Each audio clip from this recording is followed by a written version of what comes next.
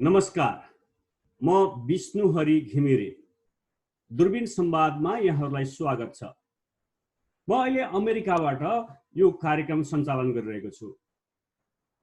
Corona संक्रमणपछि नेपालभन्दा बाहिर रहेका नेपालीहरूको कस्तो समस्या छ, उनीहरूको जीवनचर्या कसरी चलिरहेको छ र के कस्तो राहतहरू भइरहेको छ, उद्धारका लागि के कस्तो प्रक्रियाहरू भइरहेका छन् भनेर हामीले पछिल्लो 2 महिनादेखि निरन्तर संवाद गर्दै आएका छौँ। यसै क्रममा आज म अमेरिकाबाट बाहिर निस्केको छु। यो अमेरिका युरोप पछि नेपालीहरूको बाक्लो बसोबास रहेको खाडी क्षेत्र मध्यपूर्व क्षेत्रमा रहेका नेपालीहरूको अवस्था कस्तो छ त्यसबारेमा आज कुरा गर्नका लागि मध्यपूर्व क्षेत्रमा रहेका एनआरएनका पदाधिकारीसँग म संवाद गर्दैछु। आज पाहुनाको रूपमा आउनुभएको छ मध्यपूर्व एसियाका क्षेत्रीय संयोजक आरसी प्रवीण गुरुङ हुनुहुन्छ। यसै गरी मध्यपूर्व क्षेत्रका जीआरसी उपसंयोजक मनोज गोर्खाली उहाँ दुबईबाट हुनुहुन्छ। यसै गरी अर्का डीआरसी राजेन्द्र अरियाल हुनुहुन्छ, उहाँ साउदी अरबबाट। राज रेग्मी हुनुहुन्छ, उहाँ युवा संयोजक कतारबाट। यसै गरी सुमित्रा देवी पौडेल उहाँले सुमी राणा पनि लेख्नुहुन्छ, महिला संयोजक हुन्छ कुवेतबाट। यसै गरी यास्मिन बेगम सायद हुनुहुन्छ आईसीसी सदस्य साउदी अरबबाट।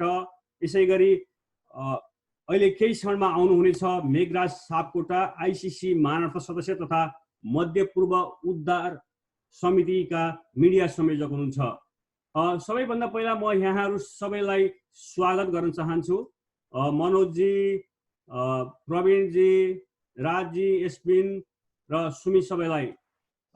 र म यो आजको कुराकानी सुरु गर्नेछु मनोज गोर्खालीज्यूबाट। उहाँ दुबईमा बस्नुहुन्छ र गैर आवासीय नेपाली सङ्घ एनआरएनका मध्यपूर्व क्षेत्रका उपसंयोजक डीआरसी हुनुहुन्छ। मनोजजी, यहाँलाई स्वागत छ यो दूरबीन संवादमा। नमस्कार। सर्वप्रथम यो दूरबीन नेपालका सम्पादकज्यू विष्णुहरि घिमिरेज्यूलाई धेरै धेरै धन्यवाद। हामीलाई चाहिँ यो विषम घडीमा पनि समय मिलाएर यसरी जुममा चाहिँ 2 शब्द राख्नलाई चाहिँ मौका दिनुभएको। हजुर, तपाईँ अहिले दुबईमा हुनुहुन्छ।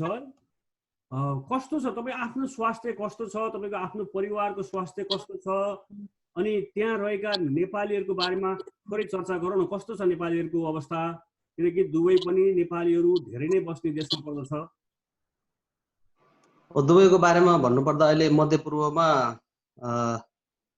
सबभन्दा धेरै समस्या भएको देश नै दुबई जस्तो लाग्छ। किनकि यहाँ तपाईँको 5 किसिमको भिसाका चाहिँ नेपाली दाजुभाइ दिदीबहिनीहरू हुनुहुन्छ। जस्तै 14 दिने ट्रान्जिट भिसा, उहाँहरू चाहिँ 14 दिनको ट्रान्जिट भिसामा आएर 2-4 दिन यहाँ दुबई घुमेर अनि फेरि संसारको चाहिँ अरू देशमा चाहिँ जाने भनेर आउनुभएका सर्ट टर्म भिसा, त्यस्तै एक महिनाको भिसा, अनि त्यस्तै लङ टर्म 3 महिनाको भिसा, अनि स्टुडेन्ट भिसामा आउनुभएका कति स्टुडेन्ट साथीहरू नै हुनुहुन्छ, भाइ बहिनीहरू नै हुनुहुन्छ, र रेसिडेन्सी भिसा। यो 5 किसिमको भिसाको कारणले गर्दा पनि यहाँ धेरै समस्या आएको मैले चाहिँ महसुस गरेको छु र हाम्रो चाहिँ टिमले त्यो चाहिँ डाटा निकालेको छ। र दुबईको हकमा भन्नुपर्दा तपाईँको दुबईमा अहिलेसम्म दुबईमा चाहिँ तपाईँको 29,000 हिजोको आजको हामीले रेकर्ड उतारिसकेको छैन। हिजोसम्मको उसमा चाहिँ 29,485 टोटल केस र रिकभर भएको त्यसमा चाहिँ 15,056 र डेथ भएको 245 र दुःखको साथ भन्नुपर्छ 17 जना नेपाली दाजुभाइ दिदीबहिनीको चाहिँ कोरोना पोजिटिभ भएर चाहिँ डेथ भएको छ।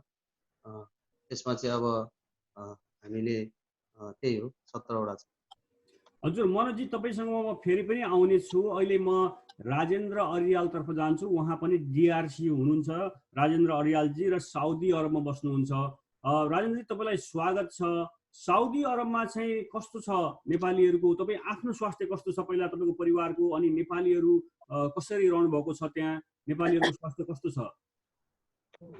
सम्पूर्णमा नमस्कार। यो हजुरको लोकप्रिय मिडिया मार्फत लाइभ हेर्नुहुने सम्पूर्णमा नमस्कार गर्न चाहन्छु र यो विषम परिस्थितिमा यो मध्यपूर्वमा रहेको अवस्थाबारे जुन चासो राखेर हजुरले एउटा जुन कार्यक्रम आयोजना गर्नुभयो यसको लागि पनि हजुरलाई हार्दिक आभार व्यक्त गर्न चाहन्छु।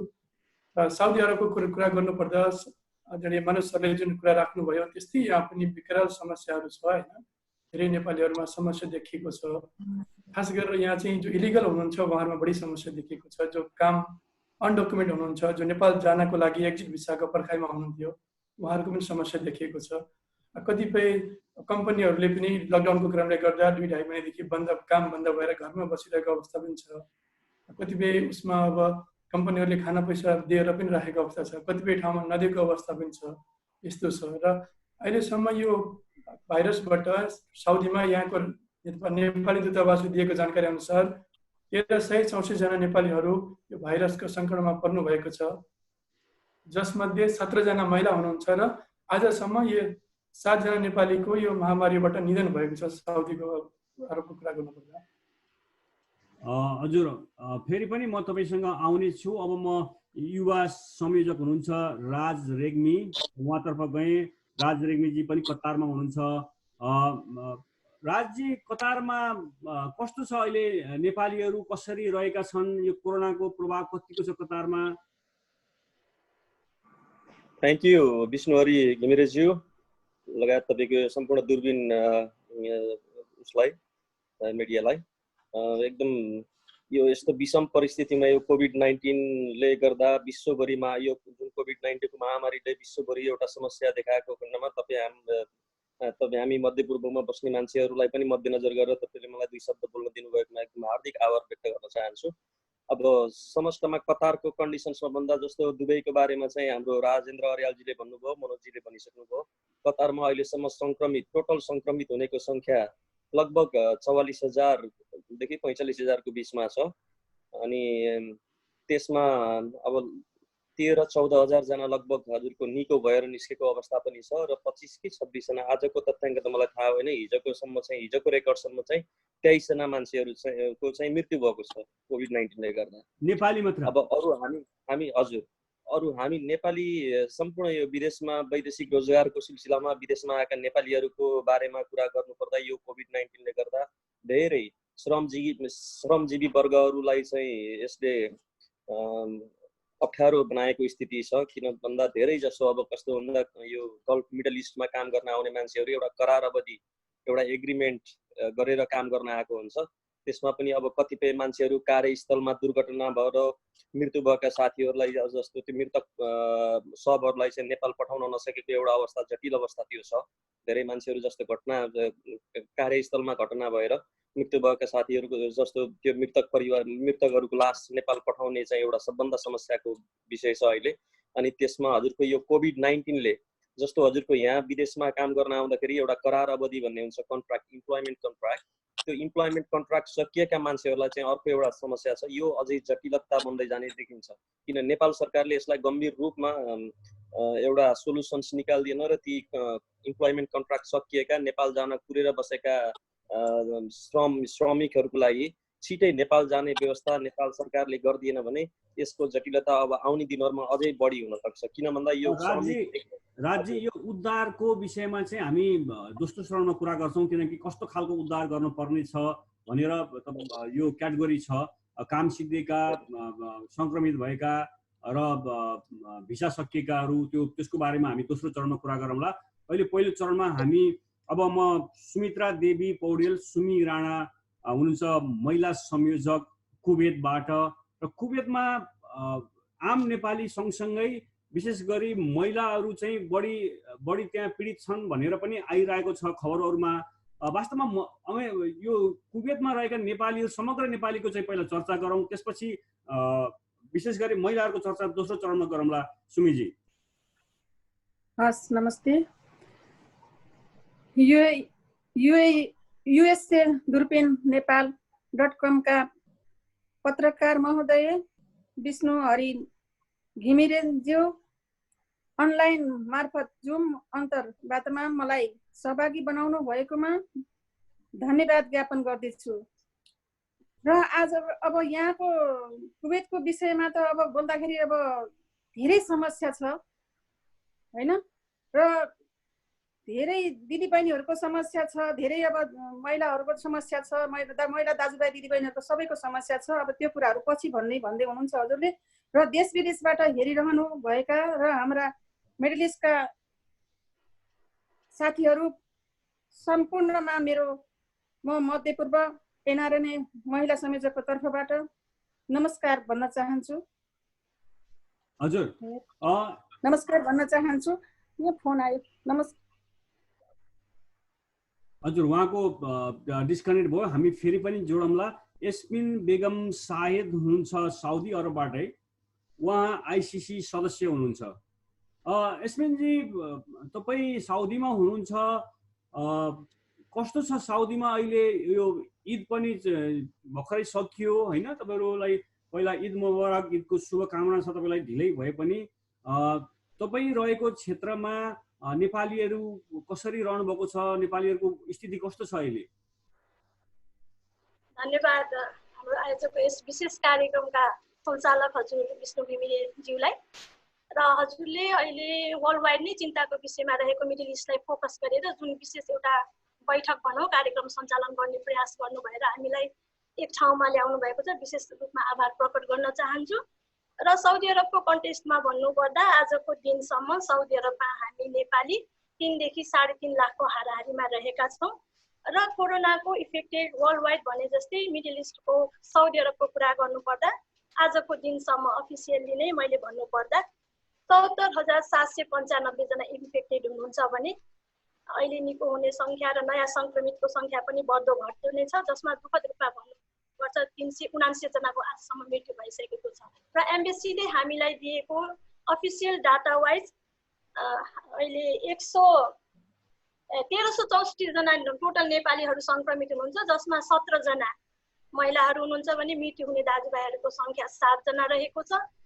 र भन्नुपर्छ यहाँ अब ईदको कुरा गरिहाल्नु भयो, ईदको हर्षित माहौल पक्कै पनि छैन। र यो कोरोनालाई नै परिवेश बनाएर इन्फेक्टेड अरू थप प्लस नहोस्, कुनै पनि भिडभाड ग्यादरिङ नहोस्, सोसियल डिस्टेन्सलाई मेन्टेन गर्दै साउदी सरकारले यो 5 डेजलाई फुल्ली 24 आवर्स कर्फ्यू लगाएको छ। र अहिलेको परिस्थितिमा हामी त्यसैमा घरभित्र नै छौँ।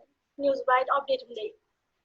हजुर, म प्रवीण गुरुङतिर जान्छु। उहाँ आरसी हुनुहुन्छ, मध्यपूर्व क्षेत्रको एनआरएन संयोजक हुनुहुन्छ। मलाई थाहा छ तपाईँसँग हामी जोडिनु अगाडि तपाईँ राहत वितरणमै छु भनिरहनु भएको थियो। तपाईँ त्यहाँ गाडी चलाइरहनु भएको छ, त्यस कारणले पनि म तपाईँसँग अलिकति तपाईँ पार्किङमा गएपछि तपाईँलाई सुविधा भएपछि कुरा गर्छु। प्रवीणजी, अझै तपाईँ सवारी चलाउँदै हुनुहुन्छ, सवारी चलाएको बेलामा हामी कुरा नगरौँ। म फेरि मनोज जीतर्फ गएँ। मनोजजी, अब नेपालीहरूको यो कोरोनाको सङ्क्रमण कारण विश्व नै अहिले त्राही छ, सबै ठाउँमा चाहिँ समस्या, सबै नागरिक समस्यामा छन् होइन? र त्यस गरी तपाईँ जुन दुबईमा हुनुहुन्छ, हामीले अघि पनि कुरा गऱ्यौँ सङ्क्रमितहरूको, अब उनीहरू अहिले कसरी बसिरहेका छन्? काम त सबै बन्द छ होला होइन? अनि त्यहाँ सरकारले कस्तो नियम लागू गरेको छ? सडकमा हिँड्न पाउने नपाउने, नेपालीहरूले ग्रोसरीहरू कसरी गरिरहेका छन्, खानेकुराको व्यवस्थापन कसरी भइरहेछ मनोजजी?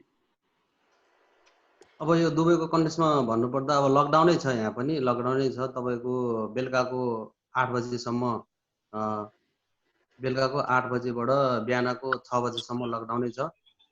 बिहानको 6 बजेबाट बेलुकाको चाहिँ 8 बजेभित्र चाहिँ ह्यान्डल गर्ने, खानासानाहरू लिन जाने, अब त्यही 3-4 त्यसरी नै बितिरहेको छ। अब दुबईको कन्टेक्स्टमा भन्नुपर्दा मैले अघि नै हजुरलाई मैले अवगतै गराएँ दुबईको कोभिड-19 को बारेमा र नेपालीहरू कतिजना के भयो भन्ने बारेमा। र दुबईमा चाहिँ अब कोरोना लाग्ने, कोरोना लागेको अथवा कोरोना नलागेर चाहिँ एकदमै चाहिँ यो कोरोनाको कारणले गर्दाखेरि तर्सित भएर बसेकोदेखि लिएर तपाईँको त्यो त मैले बोले सुन्नु भएको छ, यहाँ अलिकति नेट प्रब्लम छ, त्यो त यथावतै छ। तर त्योभन्दा पनि बाहेक अरू केसहरू पनि यहाँ चाहिँ जटिलता केसहरू, जस्तै गर्भवती, यहाँ 60 जनाभन्दा धेरै नेपाली हाम्रो नेपाली चेलीबेटीहरू चाहिँ गर्भवती हुनुहुन्छ। उहाँहरूलाई यदि हामीले चाहिँ अब चाहिँ उहाँहरूको समय पनि धेरै छैन, अब 1 महिनाको, कसैको 1.5 महिनाको, कसैको 2 महिनाको। उहाँहरूलाई हामीले चाहिँ त्यसमा सहयोग एकदमै सहयोग गर्नुपर्ने जस्तो देखिएको छ।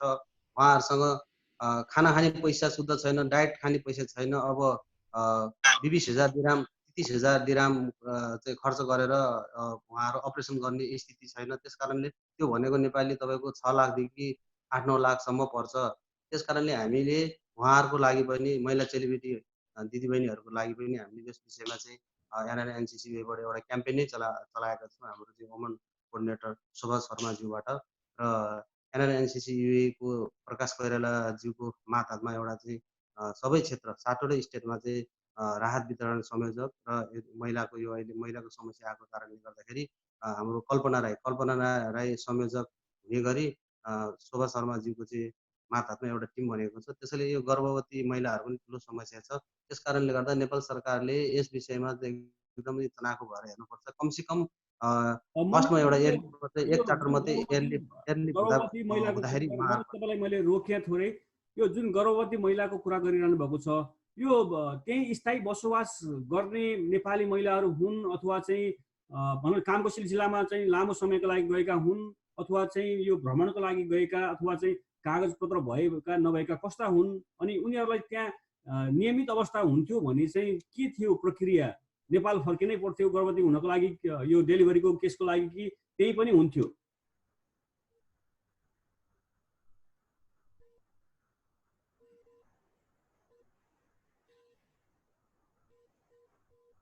मनोजजीले मलाई सुनिरहनु भएको छ? म्युट छ भाइको। मनोजजीको अडियो म्युट छ। हजुर हजुर। यो सामान्य अवस्था हुन्थ्यो भने यो जुन डेलिभरी केस तपाईँले भनिरहनु भएको छ त्यो उनीहरूको कस्तो हुन्थ्यो सामान्य अवस्थामा? अहिले चाहिँ कसरी यो समस्या? त्यहाँको हस्पिटलले भर्ना नलिने हो? होइन, हस्पिटलले भर्ना नलिने भन्दा पनि अब तपाईँको धेरै धेरै महिला चेलीबेटी दिदीबहिनीहरूको चाहिँ तपाईँको इन्सुरेन्स एक्सपायर भइसकेको छ नि त। इन्सुरेन्सहरू एक्सपायर भइसकेको ल अब यस्तो जटिल समस्या आउँदाखेरि जस्तै डेलिभरी केस जस्तोमा चाहिँ अब प्राय बिदा लिएर अब यहाँबाट त तपाईँको 4 घन्टाको फ्लाइट हो, 600 दिरामदेखि 800-900 दिराम भनेको तपाईँको 18,000 20,000मा त तपाईँको नेपाल पुगिन्छ। त्यस कारणले उहाँहरूले यहाँ धेरै पैसा लगाएर चाहिँ खर्च गरेर अपरेसन गर्नुभन्दा उहाँहरू नेपालै जाने चलन छ। त्यस कारणले पनि यो लकडाउनको कारणले अब कतिको इन्सुरेन्स एक्सपायर भएको कारणले र अब अहिले जब पनि नभएको कारणले, जब हुँदा त पैसा हुन्छ नि सबैसँग, जब पनि छैन तपाईँको, अनि अनपेडमा चाहिँ अब चाहिँ बसिरहेको हुनुहुन्छ उहाँहरू इभन डाइट खाने पैसा छैन। हामी त उहाँहरूलाई भेट्दाखेरि अब आँखाबाट आँसु नै चाहिँ झर्छ। अब के भन्ने, अब त्यस्तो स्थितिमा हुनु। हजुर, म राजेन्द्र जीसँग गएँ कतारमा चाहिँ कसरी चाहिँ अहिले नेपालीहरूले, हाम्रो दाजुभाइहरूले गुजारा चलाइरहेका छन्? काम त निश्चय पनि त्यहाँ पनि बन्द छ होला, तलब आउँदैन होला होइन, भनेपछि कसरी गुजारा चलाइरहेका छन्? नमस्कार, म साउदी अरबबाट है सर, कतारबाट होइन। साउदी अरबबाट। हजुर हजुर। हामी अब समग्र मध्यपूर्वकै कुरा गर्नुपर्दा 15 लाखभन्दा बढी हामी छौँ मध्यपूर्वमा। साउदीकै बेसमा कुरो गर्नुपर्दा मेरो आदरणीय दिदी अग्रज दिदीले भनिसक्नुभयो 3,25,000 हामी छौँ साउदीमा। यसमा पनि यहाँ मेन समस्या कस्तो देखिएको छ भन्दा यो लकडाउन जुन रह्यो विगत 2 महिनादेखि, लकडाउनको क्रमसँगै बजारहरू प्रायः सानसाना कम्पनीहरू बन्द भए ठुल्ठुलो कम्पनीहरू पनि काम नहुँदाखेरिमा प्रवासीहरू सबै क्याम्पमा बस्न बाध्य भएको अवस्था हो। र ठुलो हिसाबमा चाहिँ अब रोजगार पनि मान्छेले गुमाइसकेको अवस्था छ। र अर्को मेन समस्या भनेको कहाँनिर छ भन्दा जो अवैधानिक कामदार हुनुहुन्छ उहाँहरूलाई विगत यो लकडाउन हुनुभन्दा पहिल्यै यहाँको सरकारले आम माफी दिएर नेपाल जानको लागि एउटा प्रक्रियाको सुरुवात गरेको थियो। त्यो बेलामा त्यस लगतै कन्टिन्यू यो भाइरसको महामारीले गर्दा त्यो क्रम पनि बन्द भयो र उहाँहरू पनि त्यस्तै अवस्थामा हुनुहुन्छ। र अर्को कुरा जस्तै कतिपय नेपालमा आफ्नो बुवा आमा दाजुभाइ दिदीबहिनीहरूको मृत्यु हुँदा पनि जान नपाउनु भएको पीडा अर्कै छ। र सप्लाई कम्पनीहरूमा कार्यरत जुन साथीभाइहरू हुनुहुन्छ उहाँहरूको पनि अब काम नभएर रुममै बसिरहेको अवस्था छ। यस्तै अवस्था छ साउदीमा चाहिँ। खानपिनमा चाहिँ के छ? हामी बजारमा निस्किन सक्छौँ? कतिको सहज छ बाहिर गएर किनेर ल्याएर खानको लागि? साउदीमा चाहिँ विगत 1 महिनाकै हेर्नु पर्दाखेरिमा बिहान चाहिँ 9 बजीदेखि साँझ 5 बजीसम्म चाहिँ ओपन थियो, अरू बाँकी टाइम कर्फ्यू हुन्छ। अघि मेरो आदरणीय दिदीले निवेदन गरिसक्नुभयो, अहिले 5 डेजको लागि फुल्ली कर्फ्यू छ, अहिले हामी बाहिर जान सक्दैनौँ, घरमै बसिरहेका छौँ अहिले तत्कालको लागि।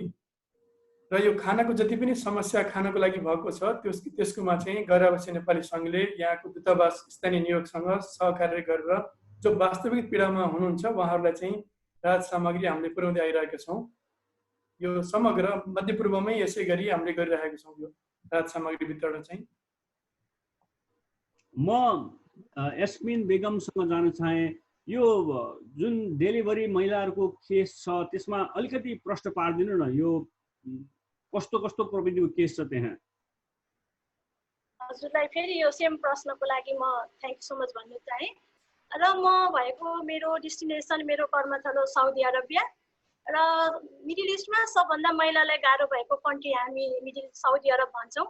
तर अहिले लकिली नै भन्नुपर्छ, अब हामी अफिसियल मान्छे न्युज वाइज हामी कुरा नगरौँ, हामीले डाटाबेस अफिसियली कुरा गर्नुपर्दा लकिली अहिलेसम्म कुनै पनि महिला दृष्टिको त्यो केसबारे अहिले हामीलाई छैन। त्यो विषयमा अब एनआरएन एमबेसीमा त्यो विषयमा हामीले अफिसियल जानकारी पाएका छैनौँ, प्रेग्नेन्ट लेडीहरूको कुरा यहाँ आएको छैन। र हजुरले मलाई आइसिसी मेम्बर साउदी अरबको भन्दा पनि म मिडल इस्टबाट रिप्रेजेन्ट गर्ने समग्र महिला मैले अहिले पहिलो चरणमा तपाईँहरू रहनुभएको देशको कुरा गर्दैछु, त्यसपछि चाहिँ हामी चाहिँ समग्रमा तपाईँ कसरी एकअर्काप्रति चाहिँ कोअर्डिनेसन गरेर काम गरिरहनु भएको छ भनेर म दोस्रो चरणमा जान्छु। त्यसकारण मैले पहिला तपाईँहरू जुन देशमा हुन्छ फरक फरक देशमा हुन्छ त्यो देशको लिइरहेको छु, त्यसपछि तपाईँहरूको टिमले कसरी काम गरिरहेको छ भनेर म दोस्रो चरणमा जानेछु। अहिलेलाई भन्नुपर्दा अफिसियल वेमा त्यो न्युज त्यो अपडेट हामीले अहिलेसम्म पाइसकेका छैनौँ साउदी अरबको कन्टेक्स्टमा कुरा गर्नुपर्दा। हजुर, सायद मनोजजी प्रवीणजी अझै तयार हुनुभएको छैन, म राजजीतर्फ गएँ।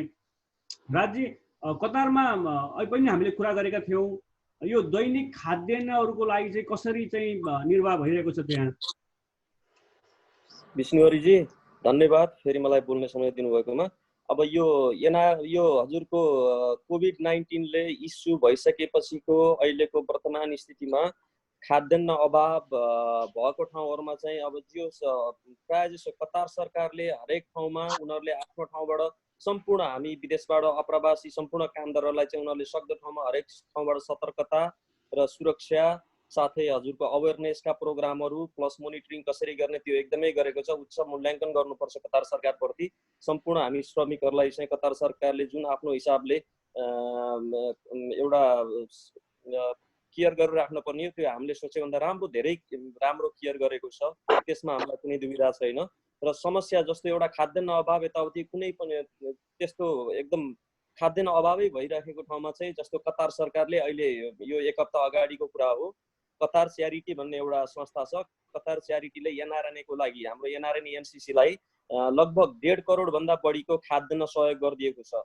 र एनआरएनए एनसिसी कतारले यो कोभिड-19 को जब समस्या सुरु भयो त्यो दिनदेखि यता निरन्तर रूपमा एनआरएनए एनसिसीमा आबद्ध साथीहरू जस्तो हाम्रो एनआरएनए आइसिसीका आबद्ध हाम्रा एनआरएनए आइसिसीका मध्यपूर्व संयोजक प्रवीण गुरुङजी हुनुहुन्छ, उहाँहरू सम्पूर्ण हामी सम्पूर्ण सबैजनाहरू लागि परेर समस्यामा परेका मान्छेहरूलाई आर्थिक अभावमा परेका मान्छेहरूलाई चाहिँ हामीले आर्थिक वितरण गर्ने काम चाहिँ भइराखेको छ। अब अरू यहाँ चाहिँ संक्रमित कतिजना छन्, हामी नेपाली समुदाय कति छौँ भनेर एउटा तथ्याङ्क सार्वजनिक गरिएको छैन। कुनै पनि नेपालीको मात्रै नभएर कुनै पनि देशको नागरिकहरू कतिजना नागरिकहरू संक्रमित छन् भन्ने कुराहरू चाहिँ तथ्याङ्क चाहिँ बाहिर आएको छैन। त्यसमा चाहिँ अब हल्लामा सुन्दाखेरि चाहिँ इन एभरेज अराउन्ड 7,000 एबोभ नेपालीहरू पनि इन्फेक्टेड छन् भन्ने चाहिँ सुनिन्छ, तर त्यो तथ्याङ्क एकदम आधिकारिक तथ्याङ्क होइन, त्यही भएर मैले यसलाई प्रश्न भन्न सक्दिनँ।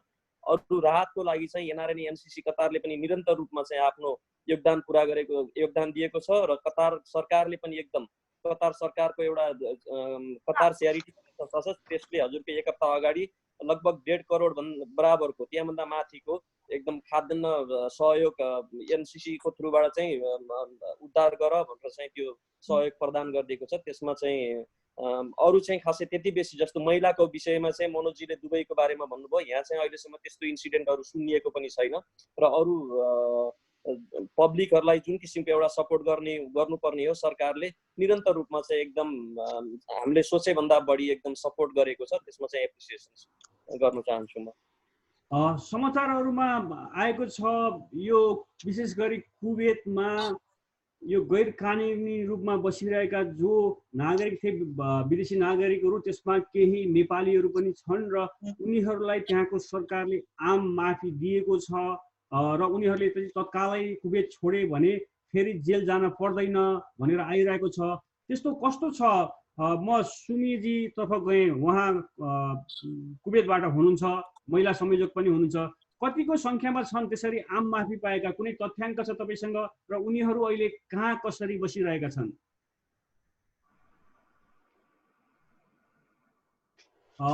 सुमितको अडियो म्युट छ।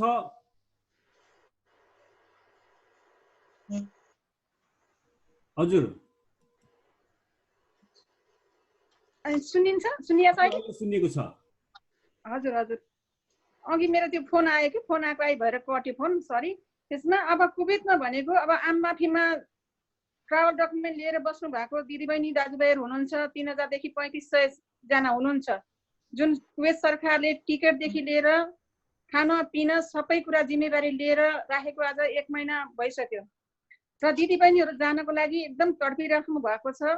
अब दिदीबहिनी दाजुभाइहरू अब यो जुन कुवेत सरकारले, अब नेपाल सरकारले लकडाउन कहिले खोलिन्छ, उहाँहरूको जान तयारी कुवेत सरकारले नै गरेको छ। त्यसमा अब खाना बस्नको लागि पनि अहिले भित्र जुन सेन्ट्रलमा हुनुहुन्छ दिदीबहिनीहरू, उहाँहरूको लागि खानको लागि पनि कुवेत सरकारले नै दिइराखेको छ।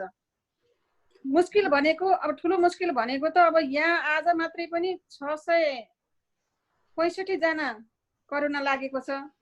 त्यसमा 165 जनाले ज्यान गुमाइसक्नु भएको छ। अब यो नेपाली र उ भनेर त तोकेको छैन हैन।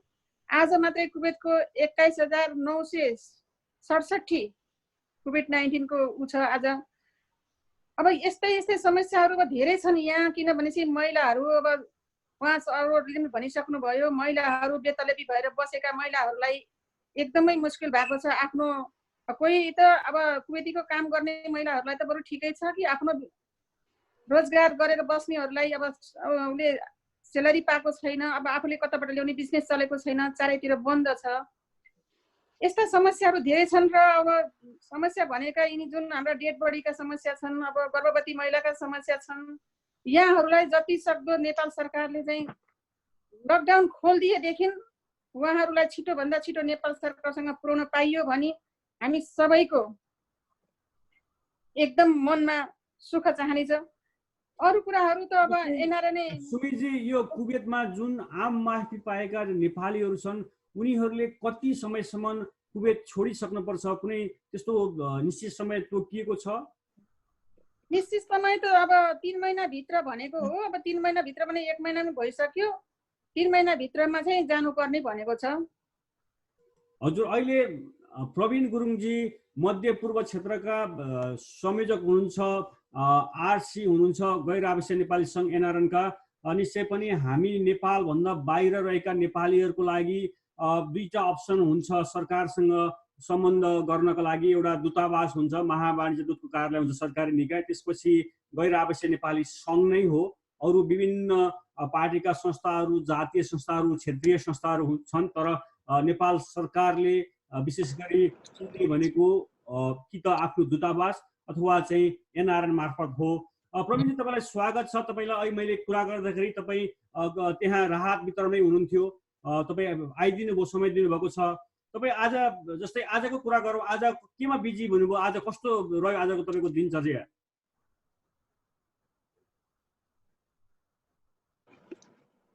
प्रवीणजी सुनिरहनु भएको छ मलाई? धन्यवाद विष्णुहरि घिमिरेज्यू र दूरबीन अनलाइन मार्फत फेसबुक लाइभ हेर्नुभएका सम्पूर्ण नेपालीहरूलाई र मध्यपूर्व केही समस्याहरूको जानकारी र केही जानकारी बुझ्नको लागि जुन दूरबीन अनलाइन टिमलाई नै म हृदयदेखि धन्यवाद दिन चाहन्छु। सरी, म चाहिँ अलिकति यो नेटवर्कको व्यवस्थाले र यो ब्याट्रीको कारणले गर्दाखेरि म अलिकति समयमा उपस्थित हुन सकेन, त्यसको लागि म क्षमा पनि चाहन्छु। म हजुरले भने चाहिँ म एमबिसीमा केही राहतहरू सङ्कलन गरेर मैले त्यहाँ समस्या परेका नेपाली बहिनीहरूलाई, दिदीबहिनीहरूलाई मैले त्यहाँ राहत पुर्याउनु गएको थिएँ। त्यति बेला नै यहाँ मिटिङको जानकारी पाएँ मैले र म भ्याइन भाइ म अहिले घरमै आएर चाहिँ यहाँ तपाईँहरू समक्ष बसेको छु। त्यही हो, धेरै कुराहरू अघि हाम्रो राज्यले पनि भनिसक्नु भएको छ कतारको बारेमा र मध्यपूर्वको बारेमा, जस्तै अब दुबईको बारेमा हाम्रो मनोजीले हजुरलाई जानकारी दिइसक्नु भएको छ र त्यस्तै साउदीको बारेमा पनि हाम्रा जोन अरेलजीले जानकारी दिइसक्नु भएको छ। जोन अरेल र हाम्रा अनरेबल काउन्सिल मेम्बर हाम्रा आदरणीय व्यक्तित्व एसएम बेगमज्यूले नै जानकारी दिइसक्नु भएको छ। र त्यस्तै गरी कुवेतको पनि कुवेतको गतिविधिहरूको बारेमा पनि हाम्रो सुमित्र, हाम्रा वुमेन कोअर्डिनेटर सुमित्र ज्यूले पनि जानकारी दिइसक्नु भएको छ र अर्को चरणमा केही त्यस्ता प्रश्नहरू भएमा मध्यपूर्वको क्षेत्रीय संयोजक हुनुहुन्छ, त्यसको अर्थ हो त्यो क्षेत्रमा रहेका जति पनि एनसीसीहरू छन् त्योसँग समन्वय गरेर काम गर्नुपर्ने हुन्छ होला। सबैभन्दा बढी नेपालीलाई समस्या परेको तपाईँले हेर्ने, तपाईँको क्षेत्रमा सबैभन्दा समस्या परेको देश कुन हो, कस्तो समस्या छ र त्यसको समाधानको लागि चाहिँ कसरी प्रयास गरिरहनु भएको छ? धन्यवाद यो प्रश्नको लागि। हुन त हामीले यो कोरोना भाइरसको महामारीमा चाहिँ मिडल इस्टमा रहेका नेपालीहरूलाई समस्या आउँछ कि भन्ने हिसाबले हामीले पनि यहाँ एउटा उद्धार समिति टिम तयार गरेका थियौँ। त्यो उद्धार समिति टिममा जस्तै मेरो संयोजकमा हाम्रो उपसंयोजक डिआरसी मनोज ज्यू हुनुहुन्थ्यो र त्यस्तै गरी प्रवक्ता डिआरसी जोन अरेलज्यू हुनुहुन्थ्यो र त्यस्तै गरी हरेक देशका अध्यक्षज्यूहरूलाई हामीले एउटा सदस्यको रूपमा राखेका थियौँ र उहाँहरूको नम्बर पनि त्यो जुन हामीले बनाएका टिममा उहाँहरूको हेल्पलाइन नम्बर भनेर हामी राखेका थियौँ।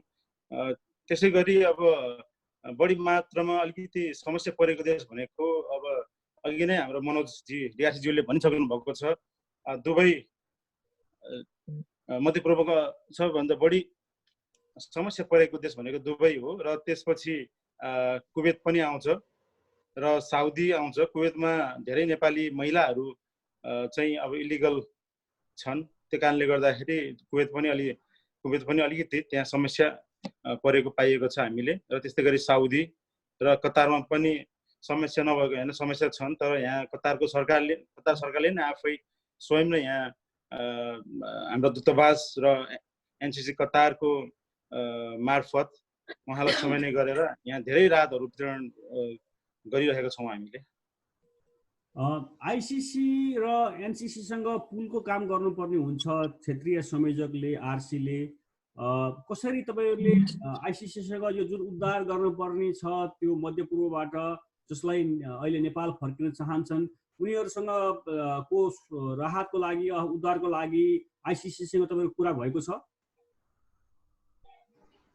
यस विषयमा हामीले उद्धार टिम गठन गर्ने बित्तिकै हामीले आइसिसीलाई पनि एउटा पत्रचार गरेका थियौँ र यहाँ समस्या परेका नेपालीहरूलाई अब कसरी राहत वितरण गर्ने र नेपाल जान चाहने नेपालीहरूलाई हामीले कसरी नेपाल फर्काउने भन्ने विषयमा पनि हामीले आइसिसीसँग कोर्डिनेट गरेका थियौँ र आइसिसीले हाम्रा समस्या परेका एनसीसीहरूमा मध्यपूर्वका एनसीसीहरूलाई $20,000 $5,000 गरे, जस्तै कुवेतमा $5,000, दुबईमा $5,000 र साउदीमा $5,000, बहराइनमा $5,000 पनि उहाँले सहयोग गरिसक्नु भएको छ। र अहिले कतारमा र ओमनमा चाहिँ अलिकति त्यति धेरै समस्या नदेखेको हुँदा र त्यहाँको सरकारले पनि सहयोग गरेको हुँदा चाहिँ त्यो क्षेत्रमा चाहिँ त्यो देशमा चाहिँ त्यति जरुरत परेको छैन, सहयोगको जरुरत परेको छैन।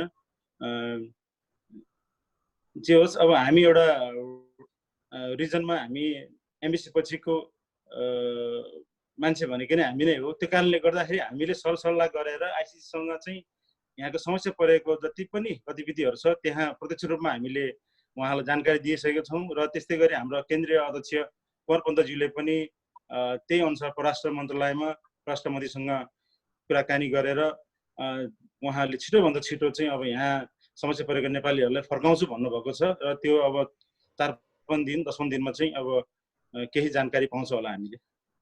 निश्चय पनि प्रवीणजी तपाईँसँग म फेरि आउँछु। म अहिले जान्छु मनोज गोर्खाली, उहाँ डिआरसी हुनुहुन्छ, दुबईमा रहनुहुन्छ, मध्यपूर्वका डिआरसी। आज केही समय अगाडि मात्रै प्रधानमन्त्री केपी शर्मा ओलीले राष्ट्रको नाममा सम्बोधन गर्नुभएको छ र उहाँले के भन्नुभएको छ भने विदेशमा अप्ठ्यारोमा परेका नागरिकलाई हामी तत्कालै उद्धार गर्नका लागि प्याकेज ल्याउँदैछौँ भनेर भन्नुभएको छ। अब मध्य पूर्वमा विशेष गरी पहिलो त अब अहिले यो कोरोना सङ्क्रमणपछि मान्छेहरू घरभित्रै बस्नुपर्ने कर्फ्यू लगाएको छ, लकडाउन भनेको छ अथवा स्टे होम भनिएको छ, त्यो आफ्नो ठाउँमा छ। त्यसपछि खाद्यान्नको लागि यो तत्कालको लागि समस्या भयो।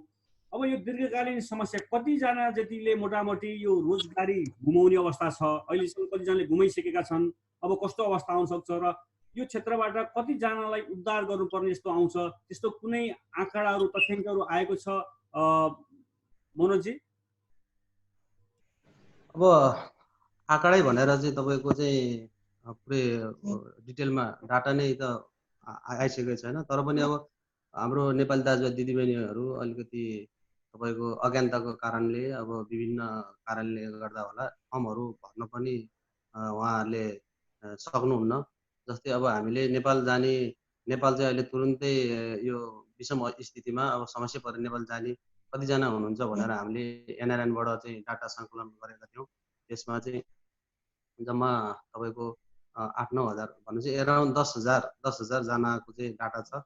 हामीलाई चाहिँ त्यो फर्म डाटा नेपाल जानेको लागि भर्ने र एमबिसीले पनि त्यस्तै डाटाको चाहिँ गरेछ। एमबिसीमा पनि त्यस्तै डाटा आएको छ भन्ने सुन्नेमा आएको छ। त्यस कारणले गर्दाखेरि अब यो समस्या त अब विषमै छ तपाईँको। अब आज अब प्रधानमन्त्रीज्यूले अब तुरुन्तै म मिडल इस्टको चाहिँ समस्याको समाधान गर्छु भन्दाखेरि हामीलाई नि खुसी लागेको छ। तर अब यो वचनले मात्रै तपाईँको वचनले मात्रै र एउटा चाहिँ यो कुटनीतिक उसमा मात्रै चाहिँ सीमित हुनु भएन, कार्यान्वयन पनि हुनु पर्यो। जस्तै हामीले दुबईमा चाहिँ एउटा क्युआरएफ टिम भनेको छ, त्यो क्विक रियाक्सन फोर्स अथवा क्विक रियाक्सन टिम। हामीले तुरुन्तै कसरी फोन गर्ने बित्तिकै हाम्रो चाहिँ त्यहाँ चाहिँ टिम 7वटा, हाम्रो चाहिँ 7वटा संयोजक, 7वटा स्टेट छ दुबईमा, 7जना संयोजक हुनुहुन्छ। उहाँहरू चाहिँ तुरुन्तै पुग्नुहुन्छ त्यहाँ। जस्तै दुबईमा चाहिँ निरञ्जन सिलवालजी हुनुहुन्छ, निरञ्जन सिलवालजी, मदन अधिकारीजी हुनुहुन्छ। जस्तै आबुधाबीमा भिपी नरेश सेन हुनुहुन्छ, अलिनमा भिपी राजन अधिकारीजी हुनुहुन्छ। त्यस्तै शारजामा भिपी पासाङ शेर्पाजी हुनुहुन्छ। त्यस्तै आजमनमा हाम्रो चाहिँ भिपी राजन खतेवडाजी हुनुहुन्छ। त्यस्तै फुजेरामा केन्द्रीय सदस्य सुजन सापकोटाजी हुनुहुन्छ। त्यस्तै रसली ख्यामामा केन्द्रीय सदस्य टिएन शर्माजी हुनुहुन्छ। उहाँहरू तुरुन्तै पुग्नुहुन्छ नि। त्यस्तै चाहिँ क्विक हुनु पर्यो। नेपाल सरकारले गरेको हरेक बाचाहरू, नेपाल सरकारले चाहिँ गरेको हरेक चाहिँ कुराहरू कार्यान्वयन हुनु पर्यो। यो समस्या तुरुन्तै समाधान गर्नु पर्यो। यो त अहिले 2-3 दिन, 4-5 दिन, 1 हप्ता, 2 हप्ताको समस्या होइन नि। यो त तपाईँको चाहिँ महिनौ चाहिँ भइसक्यो यो समस्या। म यस्मिन बेगमतर्फ जान चाहे। उहाँ आइसिसीको सदस्य पनि हुनुहुन्छ, साउदी अरबमा बस्नुहुन्छ, त्यो क्षेत्रबाट उहाँ आइसिसीमा प्रतिनिधित्व गर्नुहुन्छ।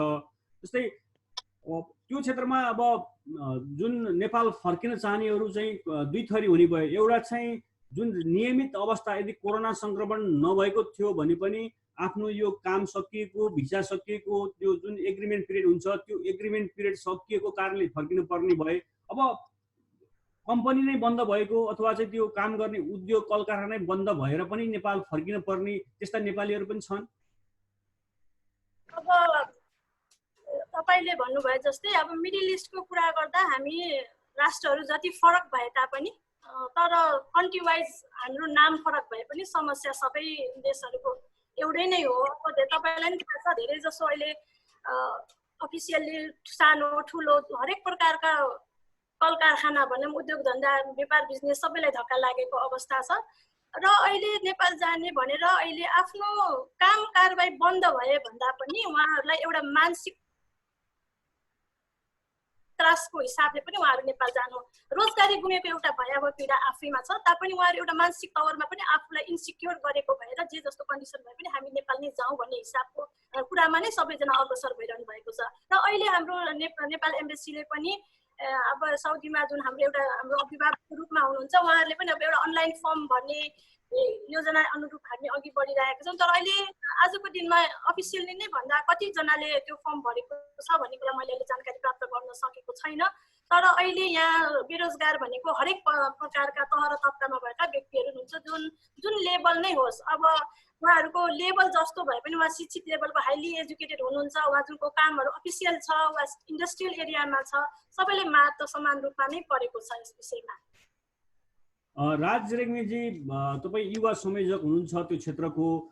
नेपालको युवा शक्ति अहिले मध्यपूर्वमा छ भन्दा फरक नपर्ला र युवाहरूमा नि कतिपयलाई भाषाको समस्या होला, तपाईँले जुन त्यो जारी गर्नुभएको फर्महरू भर्नलाई कठिनाइ होला, कसरी काम गरिरहनु भएको छ नेपाली त्यहाँ रहेका नेपालीहरूलाई यो फर्म भर्न सहयोगको लागि?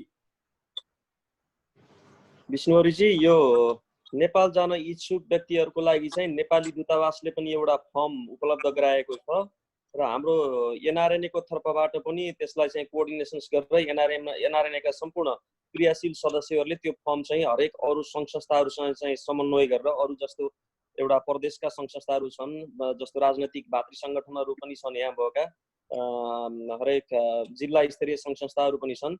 एनआरएनएले चाहिँ एउटा एनआरएनएको फुल एउटा मोनिटरिङमा ती संस्थाहरूलाई चाहिँ आबद्ध गराएर एनआरएनएले पनि ती संस्थाहरू मार्फत ती अलिकति नलेज नभएका व्यक्तित्वहरू जसलाई इन्टरनेट सम्बन्धी ज्ञान छैन, लेख्न पढ्न बराबर नआउने टाइपका मान्छेहरूलाई चाहिँ एनआरएनएको मोनिटरिङमा एनआरएनएले चाहिँ अरू बाँकी सङ्घ संस्थाहरूको तर्फबाट चाहिँ फर्महरू वितरण गरेर ती फर्महरू चाहिँ भरेर अनि फेरि तपाईँको एनआरएनए एनसिसीलाई यहाँ दिएपछि त्यो चाहिँ दूतावासमा लगेर हामीले दूतावासमा चाहिँ रेकर्ड राखिदिएको अवस्था छ अहिलेको कन्डिसन्समा। दूतावाससँग चाहिँ कतिको सहिलो छ काम गर्न? त्यहाँ मध्यपूर्वमा रहेको नेपाली दूतावासहरूले चाहिँ तपाईँहरू एनआरएन र आम नेपालीसँग कतिको समन्वय गरेर काम गर्ने गरेको छ? किनकि प्रायः जस्तो कतिपय देशहरूमा दूतावासले चाहिँ समस्या नसुनेको, दूतावासमा नेपालीको पहुँचभन्दा बाहिर रहेको भन्ने पनि गुनासोहरू आउँछन्। मध्यपूर्वमा चाहिँ के छ? मध्यपूर्वको विषयमा अब ओभरअल अहिलेको सिचुएसन्स हेर्दाखेरि अब कतारमा राम्रो समन्वय गरिराखेको छ। दूतावासले चाहिँ हामीलाई चाहिँ सही किसिमको एउटा समर्थन अथवा साथ सहयोग गरेको छ यहाँको कन्डिसन्समा। जहाँसम्म दुबईको बारेमा चाहिँ जस्तो साथीहरूसँग कुरा भए अनुसार अब दूतावासको चाहिँ त्यति बेसी समस्या छैन। दूतावास र हामी संस्था एनआरएनए बिचको चाहिँ खासै त्यस्तो बेसी त्यो धेरै लामो डिस्टेन्स पनि छैन, राम्रोसँग सहकार्यको कामहरू भइराखेको छ। मेन समस्या चाहिँ अब कस्तो भन्दा हजुरको दूतावासले यहाँको नर्मल अहिलेको लागि चाहिने टेम्पोररी एउटा सोल्युसन्स निकाल्ने हो, त्यसको लागि चाहिँ ठिक छ। तर लङ टर्म्स अब आउने समस्याहरूको लागि चाहिँ एटलिस्ट नेपाल सरकारको नै यसमा बराबर ध्यान आकर्षण हुनुपर्छ भन्ने मलाई लाग्छ। दूतावासको चाहिँ खासै अहिलेको कन्डिसन्समा दूतावासले जुन गर्न पर्ने आफ्नो दायित्व त्यो निर्वाह गरेको छ मेरो हिसाबमा चाहिँ अहिलेसम्म भन्दाखेरि। खासै दूतावासबाट चाहिँ त्यो समस्याहरू पनि छैन। हामीले भनेका समस्याहरूलाई चाहिँ हामीले गरेका समस्याहरू जुन हामीले त्यहाँ अपिल गर्छौँ ती समस्याहरूको चाहिँ सम्बोधन भइराखेको छ जस्तो लाग्छ मलाई। राजेन्द्रजीलाई म जान्छु। धन्यवाद राज रेग्मीजी, तपाईँसँग म फेरि पनि आउँछु। राजेन्द्रजीसँग तपाईँहरू चाहिँ कसरी समन्वय गरेर काम गरिरहनु भएको छ? सर्वप्रथम त यो जुन सुरुवाती चरणमै आदरणीय हाम्रो आरसी परवीन गुरुङको नेतृत्वमा हामीले मिडल इस्टमा एउटा कमिटी गठन गरेका थियौँ। त्यो गठन पश्चातै प्रत्येक एनसिसीमा नै एनसिसीका टिमहरूसँग सहकार्य गरेर प्रत्येक एनसिसीले आफ्नो आफ्नो पोस्टबाट राहत सामग्री बाँड्न सुरु गर्नुभएको थियो सुरुवात चरणमा नै। त्यस लगत्तै हाम्रो आरसिसीले अघि निवेदन गरिसक्नुभयो, आइसिसीबाट पनि हामीलाई सहयोग प्राप्त भएको थियो। जहाँ धेरै समस्या भएको छ त्यो क्षेत्रमा कतार र ओमान छोडेर चाहिँ अरू क्षेत्रमा चाहिँ आइसिसीबाट पनि हामीलाई $5,000 सहयोग भएको थियो। र अहिले वास्तविक पहिचान गरेर यहाँ रहेका दूतावास चाहिँ साउदीकै परिवेशमा कुरा गर्नुपर्दा हामीले यहाँ रहेको दूतावास, रियाद स्थित दूतावास, जिद्दामा बाँड्ने दूतावास दुईवटा छन्। यहाँ उहाँहरूसँगै सहकार्य गरेर समन्वय गरेर चाहिँ राहत सामग्रीहरू हामीले बाँडेका छौँ। यहाँ साउदीकै परिवेशमा कुरा गर्नुपर्दा यहाँ एनसिसी साउदीका अध्यक्ष आदरणीय तेज थापाको नेतृत्वमा चाहिँ हामीले एउटा उद्धार समिति गठन गरेका थियौँ। र इस्टर्न रिजनको कुरा गर्नुपर्दा मेरो अग्रज आदरणीय दाजु राज सेठज्यू, म स्वयं आफै पनि हामी त्यो राहत सामग्री बाँड्न फिल्मी उत्रेका छौँ। हामीहरू यो इस्टर्न रिजनमा चाहिँ साउदी आफैमा एउटा ठुलो प्रदेश छ, त्यस कारणले पनि प्रत्येक क्षेत्रमा हाम्रो एनसिसीका साथीहरू हुनुहुन्छ, आरसिसीका साथीहरू हुनुहुन्छ। उहाँहरूबाट जुन क्षेत्रमा जो हुनुहुन्छ यो लकडाउनको बेलामा ट्राभल गर्न पनि सम्भव रहेन। त्यस कारणले जो साथीहरू जो क्षेत्रमा हुनुहुन्छ उहाँहरूले आफ्नो पहुँचले भ्याएसम्म राहत सामग्री हामीले बाँड्दै आएको छौँ साउदीको देशमा।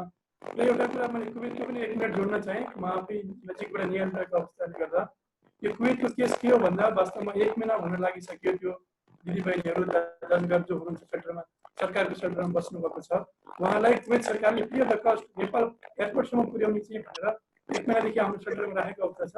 उहाँहरू जान नपाउनु भनेको हाम्रो नेपाल सरकारले नेपालबाट अप्रुभल नदिएर फ्लाइट ल्यान्डिङ गर्नको लागि अप्रुभल नदिएर रहेको अवस्था हो। 1 महिना भइसक्यो त्यहाँ त्यसरी दाजुभाइ दिदीबहिनीहरू त्यो विरक्त लाग्ने अवस्थामा त्यहाँ बस्नु भएको छ। यो सरकारले अलिकति इन्ट्रेस्टलाई चासो नदेखाएको कारणले चाहिँ उहाँहरू रोकिनु भएको हो होइन। समग्र मध्यपूर्वकै कुरा गर्नुपर्दा मध्यपूर्वको प्रत्येक एनसिसीहरूले बहराइनमा पनि त्यही समस्या छ। बहराइनमा पनि कुरा गर्नुपर्दा त्यहाँका दिदीबहिनीहरू कतिपय पार्लरमा बार्बरसपमा या रेस्टुरेन्टमा काम गर्नुहुन्थ्यो, त्यो सबै 2 महिना लगभग लगाइसकेपछि तपाईँको अडियो अलिकति समस्या आयो। म तपाईँलाई एकछिनमा लिन्छु, त्यो अडियोमा कहाँ समस्या छ हामी हेर्दै गरौँला। म अहिले फेरि सुन्नी तर्फ पुगेँ। तपाईँहरूले चाहिँ कसरी सहकार्य गरिरहनु भएको छ त्यहाँ कुवेतको सरकारी निकाय र नेपाली दूतावास अथवा नेपाली सरकारी प्रतिनिधिहरूसँग कस्तो सहकार्य छ त्यहाँ? हाम्रो नेपाली दूतावाससँग त रोज नै मेरो कुरा भइरहेको छ, राम्रै छ सहकार्य। र अब कुवेत सरकार भन्दाखेरि अब कुवेत सरकारसँग त हाम्रो अहिले यो लकडाउनले गर्दाखेरि त्यति अब हुन सकेको छैन। तर एनआरएनलाई चाहिँ हिजो कुवेत सरकारले पनि राहतहरू दिएको खबर पाएको छु। अब अरू त हाम्रो जुन यहाँको एनआरएन एनसिसीसँग जोडिएर यहाँका सङ्घ संस्थाहरूसँग जोडिरहेको छु बेला बेलामा। र म चाहिँ नेपाल सरकारलाई पनि मैले कतिचोटि अब नेपालमा पनि मैले घरिघरि मिटिङ बस्दाखेरि पनि मैले यहाँको विषयहरू राखिरहेको छु। अब यहाँको लागि चाहिँ अब एम्बेसी चाहिँ राम्रै छ हामीसँग। यसमेजी जस्तै त्यहाँ स्थानीय सरकारले अन्य आप्रवासी र आफ्नो नागरिकमा जस्तो विभेद गर्छ कि यो स्वास्थ्य सम्बन्धी सामग्री अथवा यो राहतमा चाहिँ एउटै व्यवहार गर्ने गरेको छ? यो प्रश्न त आफैमा धेरै समय सान्दर्भिक गर्नुभयो हजुरले। र अहिले यो कोभिड-19 को कन्टेक्स्टमा भन्नुपर्दा अहिले जुन देशमा हामी छौँ त्यो देशको सरकारलाई एप्रिसिएट गर्नु नै पर्ने कन्डिसन छ।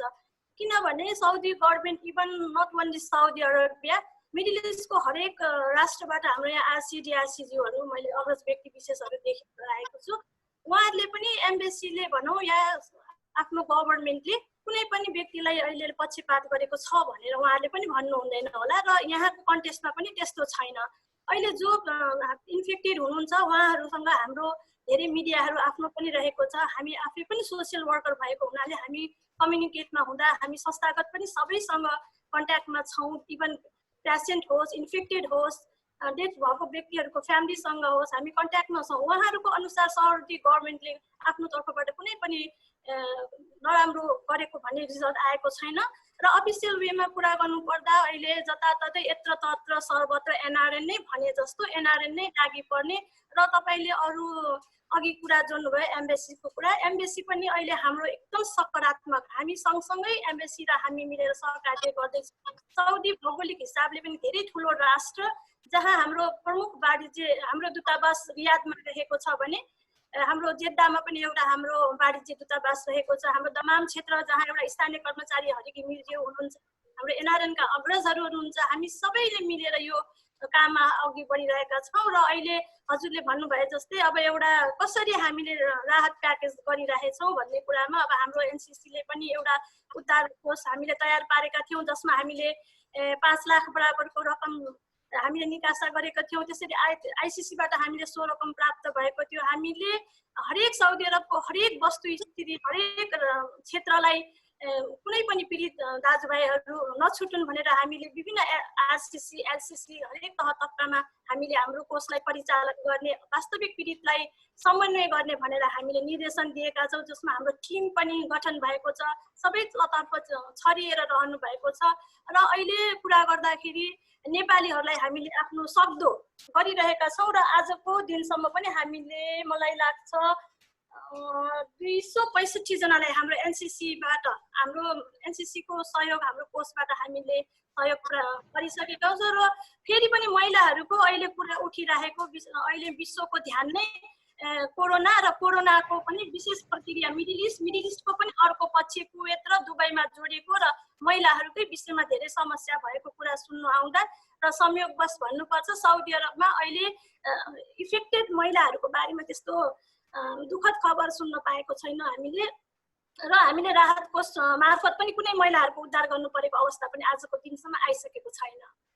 र हाम्रो एनसीसी र एम्बेसी मात्र नभएर अहिले हाम्रो काम हामीदेखि प्रभावित भएर हामीसँगै काम गर्न इच्छुक भएर साउदी अरबमा स्थापित रहेका विभिन्न सङ्घ संस्थाहरू पनि हामीसँग सहकार्य गर्नको लागि, जस्तै मोसु भइहाल्यो, अहिले नयाँ संस्था हिमालो, र म यहाँ विभिन्न सङ्घ संस्थाको प्रमुख सल्लाहकारको हैसियतले पनि रहेको छु र सबैसँग मेरो कुरा हुँदाखेरि सबै अहिले आफ्नो तर्फबाट साथ सहयोगको लागि अग्रसर भइरहनु भएको छ र विशेष गरी उहाँहरूको रुचि हामी एनआरएन थ्रु नै भएर जाउँ, एनआरएनसँग नै सहकार्य गरेर जाउँ भन्ने हिसाबको रहेको छ।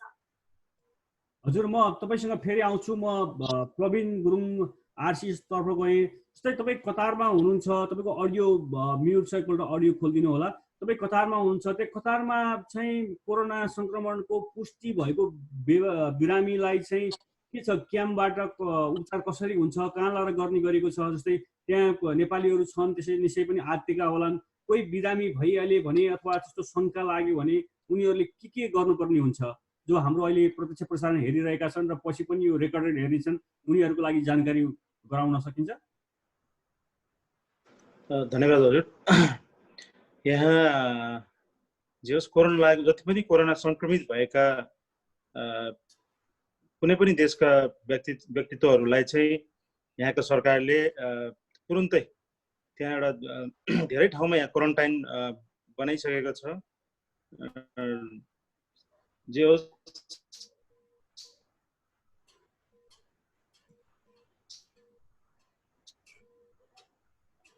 हजुर, सम्भवतः यो इन्टरनेटको समस्याले हुनसक्छ। हामी प्रवीण गुरुङ आरसी हुनुहुन्छ, उहाँ मिडल इस्ट क्षेत्रको, उहाँसँग कुरा गरिरहेका छौँ। मनोजजीतर्फ जाउँ। म प्रवीणजीलाई पछि लिन्छु, उहाँको सम्भवतः इन्टरनेटमा थोरै समस्या देखिएको छ। मनोज गोर्खालीजी, जस्तै यो कोरोना सङ्क्रमण भइसकेका बिरामीहरू जो बिरामी भए अस्पताल गएका छन् अथवा जो अहिले यो क्याम्पमा बसेका छन्, घरमा बसिरहेका छन्, उनीहरूलाई चाहिँ तपाईँ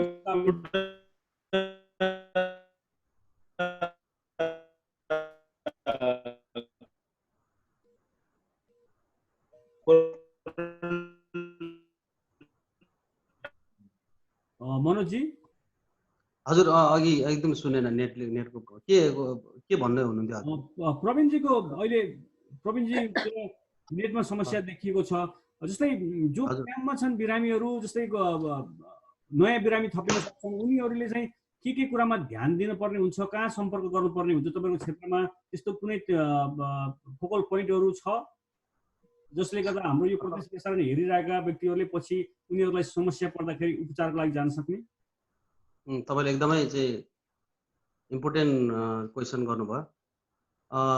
यहाँको दुबई पुलिस, यहाँको गभर्मेन्टले तपाईँको 2,75,000 हामी नेपाली छौँ। यसमध्येमा चाहिँ 9जना साथीहरूलाई चाहिँ दुबई पुलिस भोलिन्टियर टिमको हिसाबले हामीलाई चाहिँ 9जनालाई चाहिँ एपोइन्ट गर्नुभएको छ। त्यसमा स्वयं म पनि छु। त्यसमा चाहिँ अब यसलाई चाहिँ लिड, त्यो दुबई पुलिस भोलिन्टियरको चाहिँ लिड चाहिँ हाम्रो चाहिँ एनआरएन-एनसीसी युएका उपाध्यक्ष तथा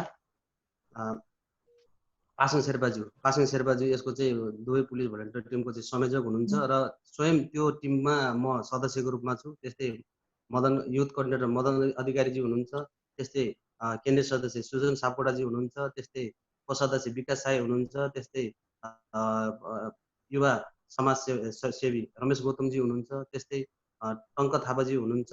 यसरी चाहिँ एउटा चाहिँ यहाँको गभर्मेन्टले नै अथोरिटी दिएको एउटा टिम छ।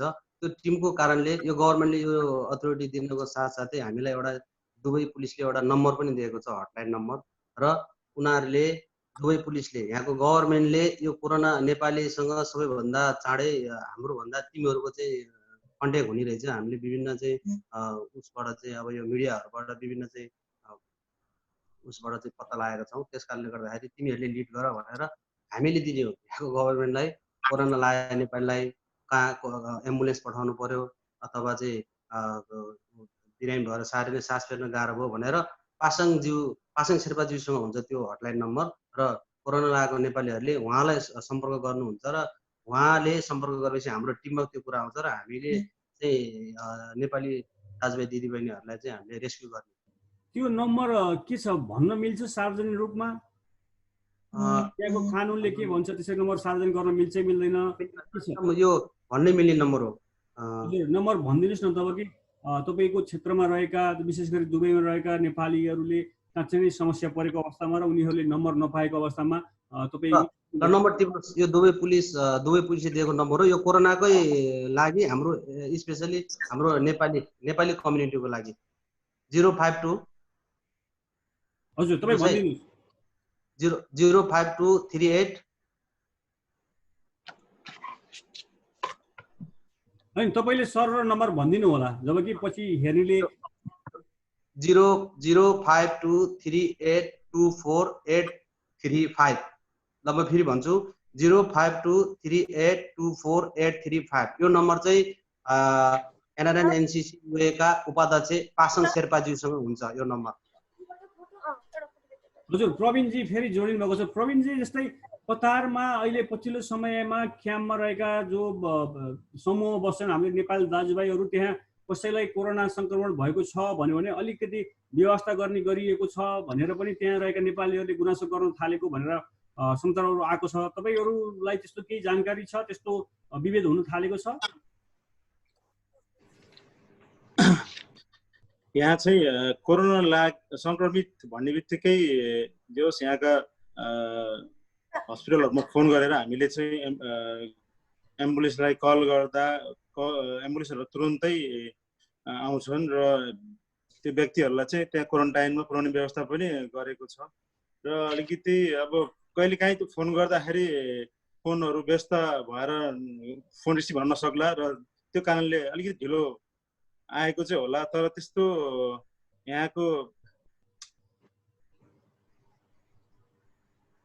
यहाँको जुन जति पनि अब भनौँ न एम्बुलेन्सहरु हेल्थ टिमहरु चाहिँ जस तुरुन्त उहाँले एक्सन गरेको पाइएको छ हामीले। निश्चय पनि त्यो त अमेरिका जस्तो ठाउँमा पनि यो जुन संक्रमण छ महामारीको छ जुन नियमित अवस्था जतिको नहुन सक्छ अलिकति ढिलो हुन सक्छ। तपाईले म राजजीसँग गए तपाई त्यस्तो कुनै जानकारीमा हुन्छ त्यस्तो नेपालीहरु अप्ठ्यारो परेको अथवा चाहिँ कसरी चाहिँ स्वास्थ्य केन्द्रसम्म पुग्ने भनेर समस्या परेकोहरुलाई कुनै त्यो फोकल प्वाइन्ट यो ठाउँमा सम्पर्क गर्नुस् भनेर दिन सक्ने कुनै नम्बरहरु छ?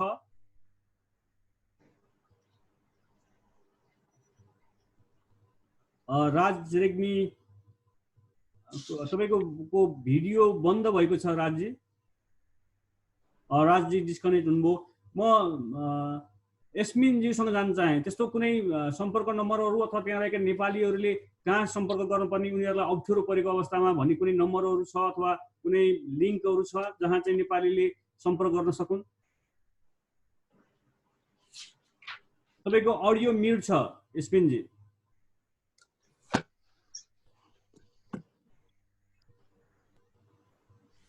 एस्मिनजी हजुर अहिले सुनिएको छ? हजुर अहिले हाम्रो एनआरएन कै कुरा गर्नु पर्दा पनि हाम्रो आफ्नै एनसीसी को वेबसाइट रहेको छ जहाँ हामीले एउटा जुन उद्धार कोषको हामीले गठन गरेको थियो त्यहाँ उद्धार समिति भनेर पनि हामीले टिम मेम्बरको चयन गरेका छौं। त्यहाँ हामीले साउदी अरबको हरेक क्षेत्रलाई समेट्ने हिसाबले आरसीसी एनसीसी एलसीसी हरेक तह तहका कुनै पनि वास्तविक पीडितलाई अप्ठ्यारो नपरोस् भनेर हामीले सबै भौगोलिक दूरीको हिसाबले समेटेर एउटा समिति चयन गरेका छौं। त्यसमा पनि हाम्रो 8 देखि 10 जना टिम मेम्बर हुनुहुन्छ। हाम्रो वेबसाइटमा गए भने त्यहाँ हामीले सम्पूर्णको नाम नम्बर इमेल टेलिफोन नम्बर हामी पाउन सक्छौं।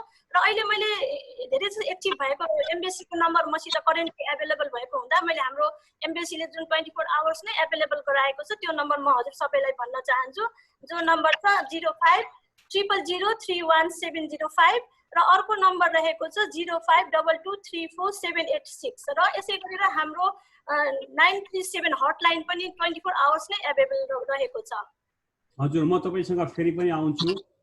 म अब सुमी राणा तर्फ गए उहाँ सँग मेरो अब यो मतलब अन्तिम प्रश्न हुन्छ। हामी कार्यक्रमको अन्त्यतिर आइपुगेका छौं। संवाद हामीले अमेरिकाबाट चलाइरहेका छौं र विशेष गरी मध्य पूर्वमा रहेका नेपालीमा कस्तो समस्या छ र त्यहाँ रहेको गैर आवश्यक नेपाली संघ एनआरएनले नेपालीहरुको लागि कसरी काम गरिरहेको छ भन्ने विषयमा हामी कुरा गरिरहेका छौं। र अहिले हामीसँग यो संवादमा मध्य पूर्व क्षेत्रका संयोजक प्रवीण गुरुङजी हुनुहुन्छ, आरसी यसै गरी डीआरसी 2 जना हुनुहुन्छ, मनोज गोर्खाली र राजेन्द्र अरियाल, यसै गरी युवा संयोजक हुनुहुन्छ राज रेग्मी, यसै गरी महिला संयोजक हुन्छ सुमित्रा देवी पौडेल सुमी राणा, यसै गरी आइसिसी सदस्य हुनुहुन्छ यस्मिन बेगम साहेब। अब हामी अन्त्यतिर आइपुगेका छौँ। सानो डिस्कनेक्ट भयो।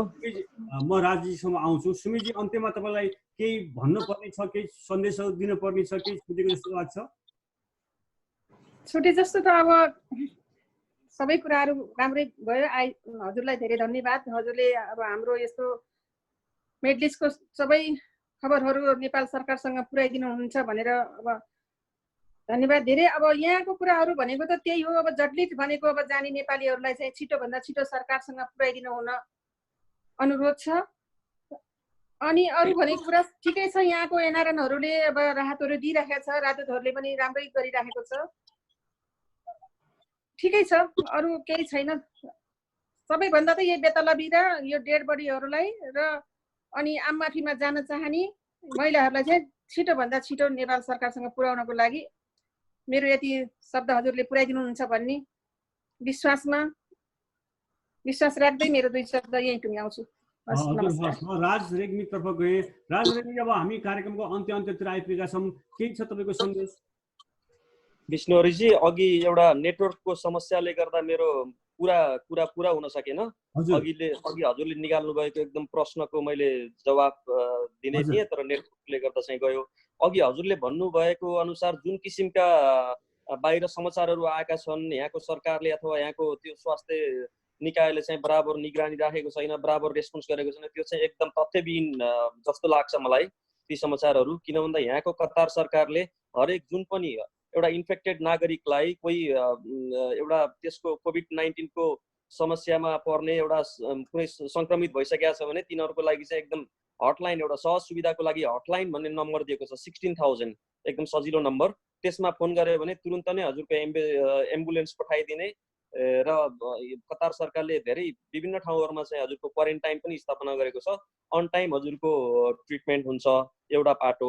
अनि अर्को चाहिँ हरेक कम्पलसरी हरेक नागरिकहरूलाई, यहाँ भएका कतारमा भएका हरेक नागरिकहरूको मोबाइलमा compulsory mobile plus blue colour लेबरहरूको कन्डिसन्समा पनि हरेक लेबरहरूलाई कम्पलसरी स्मार्टफोन किनेर त्यो एउटा इतिराज भन्ने एप्लिकेसन्स डाउनलोड गरिदिन पर्ने गरेको छ। अनि यो चाहिँ अहिले प्रायः म आफै कन्स्ट्रक्सन कम्पनी चलाउँछु।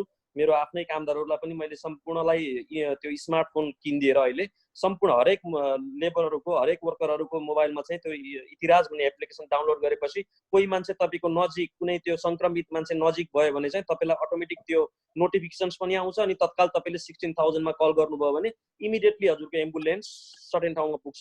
यसमा चाहिँ कुनै पनि दुविधा छैन। यी जुन किसिमका तर्कहरू बाहिर मिडियामा आएका छन् यी तथ्यविहीन तर्कहरू हुन सक्छन् जस्तो लाग्छ मलाई। र अरू बाँकी सङ्घ संस्था र एनआरएनको तर्फबाट एम्बेसीको तर्फबाट पनि एकदम निरन्तर रूपमा सम्पूर्ण साथीहरूले एकदम यथाशीघ्र एकदम क्रियाशील भएर काम गर्नुभएको त्यो एप्सको बारेमा एकपल्ट अलिकति डिटेलमा बताइदिनुहोस् न फेरि, जबकि त्यहाँ रहेका नेपालीहरूलाई सहिलो होस्। त्यसो त धेरैलाई थाहा छ होला। अहिले यो चाहिँ हजुरको यो गभर्मेन्टले हरेक मोबाइल युजर्सको एउटा एसएमएस को थ्रुबाट पनि त्यो इन्फर्मेसन पठाइसकेको छ। र जस्तो कम्पनीहरूलाई, रोजगारदाता कम्पनीहरूलाई पनि कम्पलसरी गराएको छ हरेक इम्प्लोइले एउटा इतिराज भन्ने एप्लिकेसन्स मोबाइलमा डाउनलोड गर्नुपर्छ। त्यो not only for the labour, हरेक रेसिडेन्ट्सहरूले कम्पलसरी डाउनलोड गर्नुपर्छ। त्यो इनकेस कसैले मोबाइल डाउनलोड गरेको छैन भने सरकारी तर्फबाट एउटा जरिवाना तोकेको छ। त्यो एप यति बेनिफिसियल छ जस्तो तपाईँको नजिकै कुनै त्यो इन्फेक्टेड मान्छे कोभिड-19ले ग्रसित मान्छे कोही छ भने तपाईँलाई चाहिँ त्यो इन्फर्मेसन्स पनि हुन्छ र उनीहरूले त्यो अनुसारको अलर्ट गरिदिन्छ। इनकेस कुनै अब तपाईँलाई कोभिड-19 को कुनै सिम्पटम्स देखिएको कन्डिसनमा 16,000 भन्ने एउटा हटलाइन नम्बर छ, एकदम सहज हटलाइन। इमिडिएटली हजुरलाई एम्बुलेन्स अन टाइम त्यहाँ एभाइलेबल हुन्छ। हजुर, अब हामी मैले अघि पनि भने कार्यक्रमको अन्त्यतिर छौँ। म अब जानेछु हाम्रो राजेन्द्र अरियालतर्फ। तपाईँलाई केही सन्देश दिनुपर्ने छ? अन्तिममा केही मेसेज छ तपाईँलाई?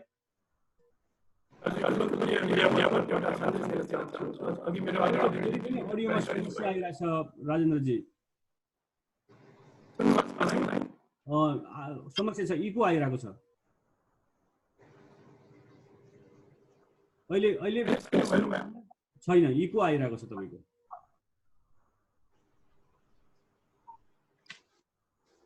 म तपाईँसँग फेरि पनि आउनेछु। त्यसपछि म गएँ यस्मिन बेगमतर्फ।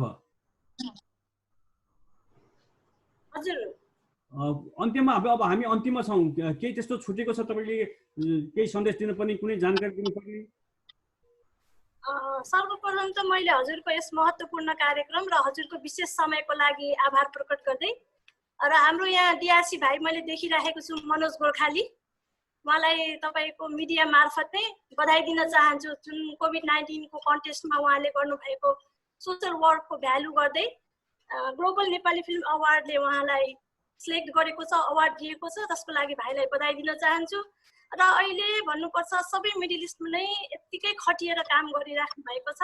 हाम्रो हरेक एनसीसीका यहाँ आरसी डिआरसी हाम्रो युवा संयोजक भाइ हाम्रो आरसी पनि देखिरहेको छु। तपाईँ सम्पूर्णलाई पनि यो क्रेडिट हामी यसै गरी बाँडौँ, भोलिका दिनमा हामी पनि यसै गरी पाऊँ, हामी पनि यसरी काम गर्दै जाउँ भन्ने एउटा त अनौपचारिक हिसाबको कुरा भयो यो चाहिँ विषय।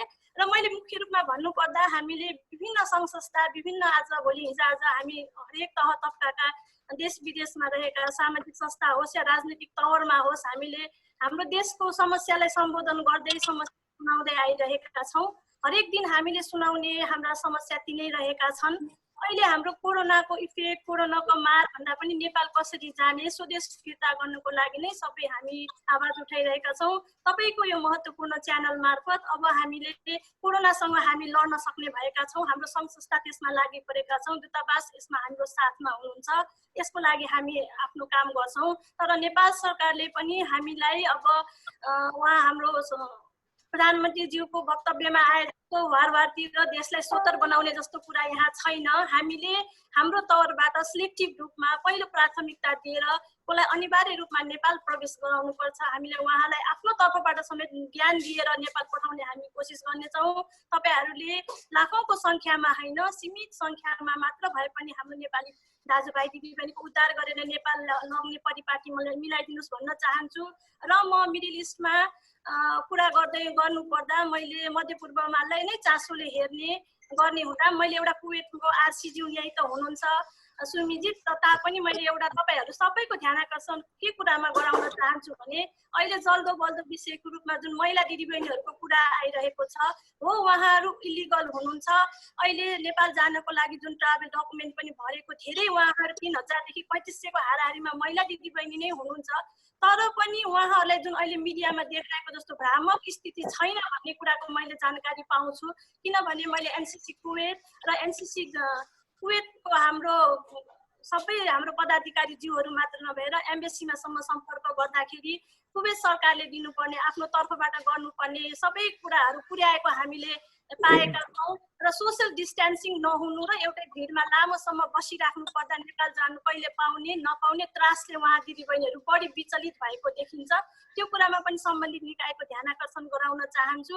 र अहिले हामीहरूले महिलाको कन्टेस्टमा आएर हामीले राहतको सुविधामा हामीले महिलाको विशेष स्वास्थ्यको पनि ख्याल गर्ने हेल्थ हाइजिन प्रोडक्ट अन्तर्गत हामीले इभन खान बस्नमा लागि मात्र नभएर उहाँहरूलाई पर्सनल चिजहरू जस्तै हामीले सेनिटरी प्याडहरू पनि उपलब्ध गराउँदै आएका छौँ। त्यो पनि एउटा राम्रो पक्ष छ।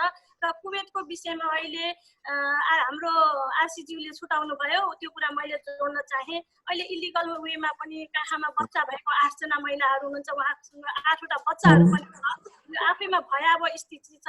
तसर्थ प्रायोरिटी वाइज अब हामीले कुवेत र दुबईका महिला दिदीबहिनीलाई नेपाल लाने परिपाटी मिलाउनु पर्यो।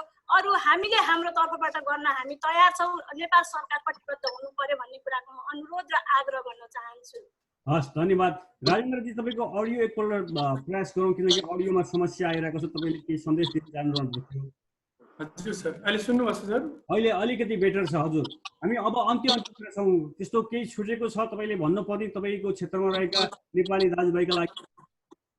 साउदीमा रहनुहुने सम्पूर्ण दाजुभाइ तथा दिदीबहिनीहरूमा एउटा विनम्र अनुरोध गर्न चाहन्छु।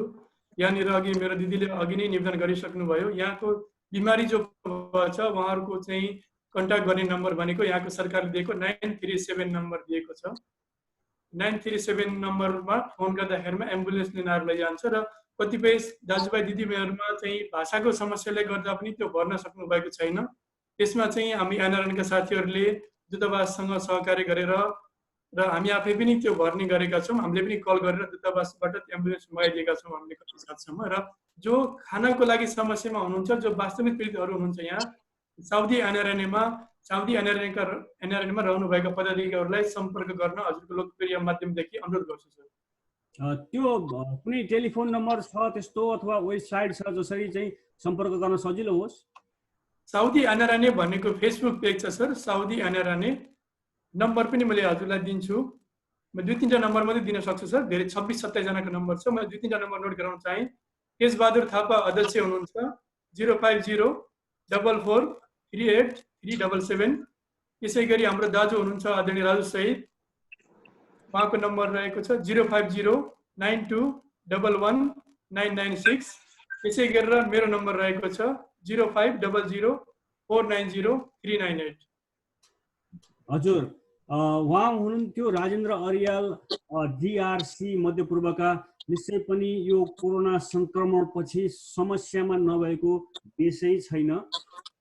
तर प्राथमिकतामा कुन कति धेरै भन्ने हो, सबभन्दा पहिलो समस्या पहिलो टेक केयर गर्नुपर्ने बिरामीका लागि छ। त्यसपछि विदेशमा आएर विशेष गरी काम छोडेकाहरू, भिसा सकिएकाहरू, घुम्न आएकाहरू जो नेपाल फर्किन चाहिरहेका छन्, उनीहरूलाई चाहिँ सरकारले आज प्रधानमन्त्रीले घोषणा गर्नुभएको छ, सरकारले चाहिँ त्यसको लागि उद्धारको लागि चाहिँ प्याकेजमा कार्यक्रम लिएर आउँछ भनेर।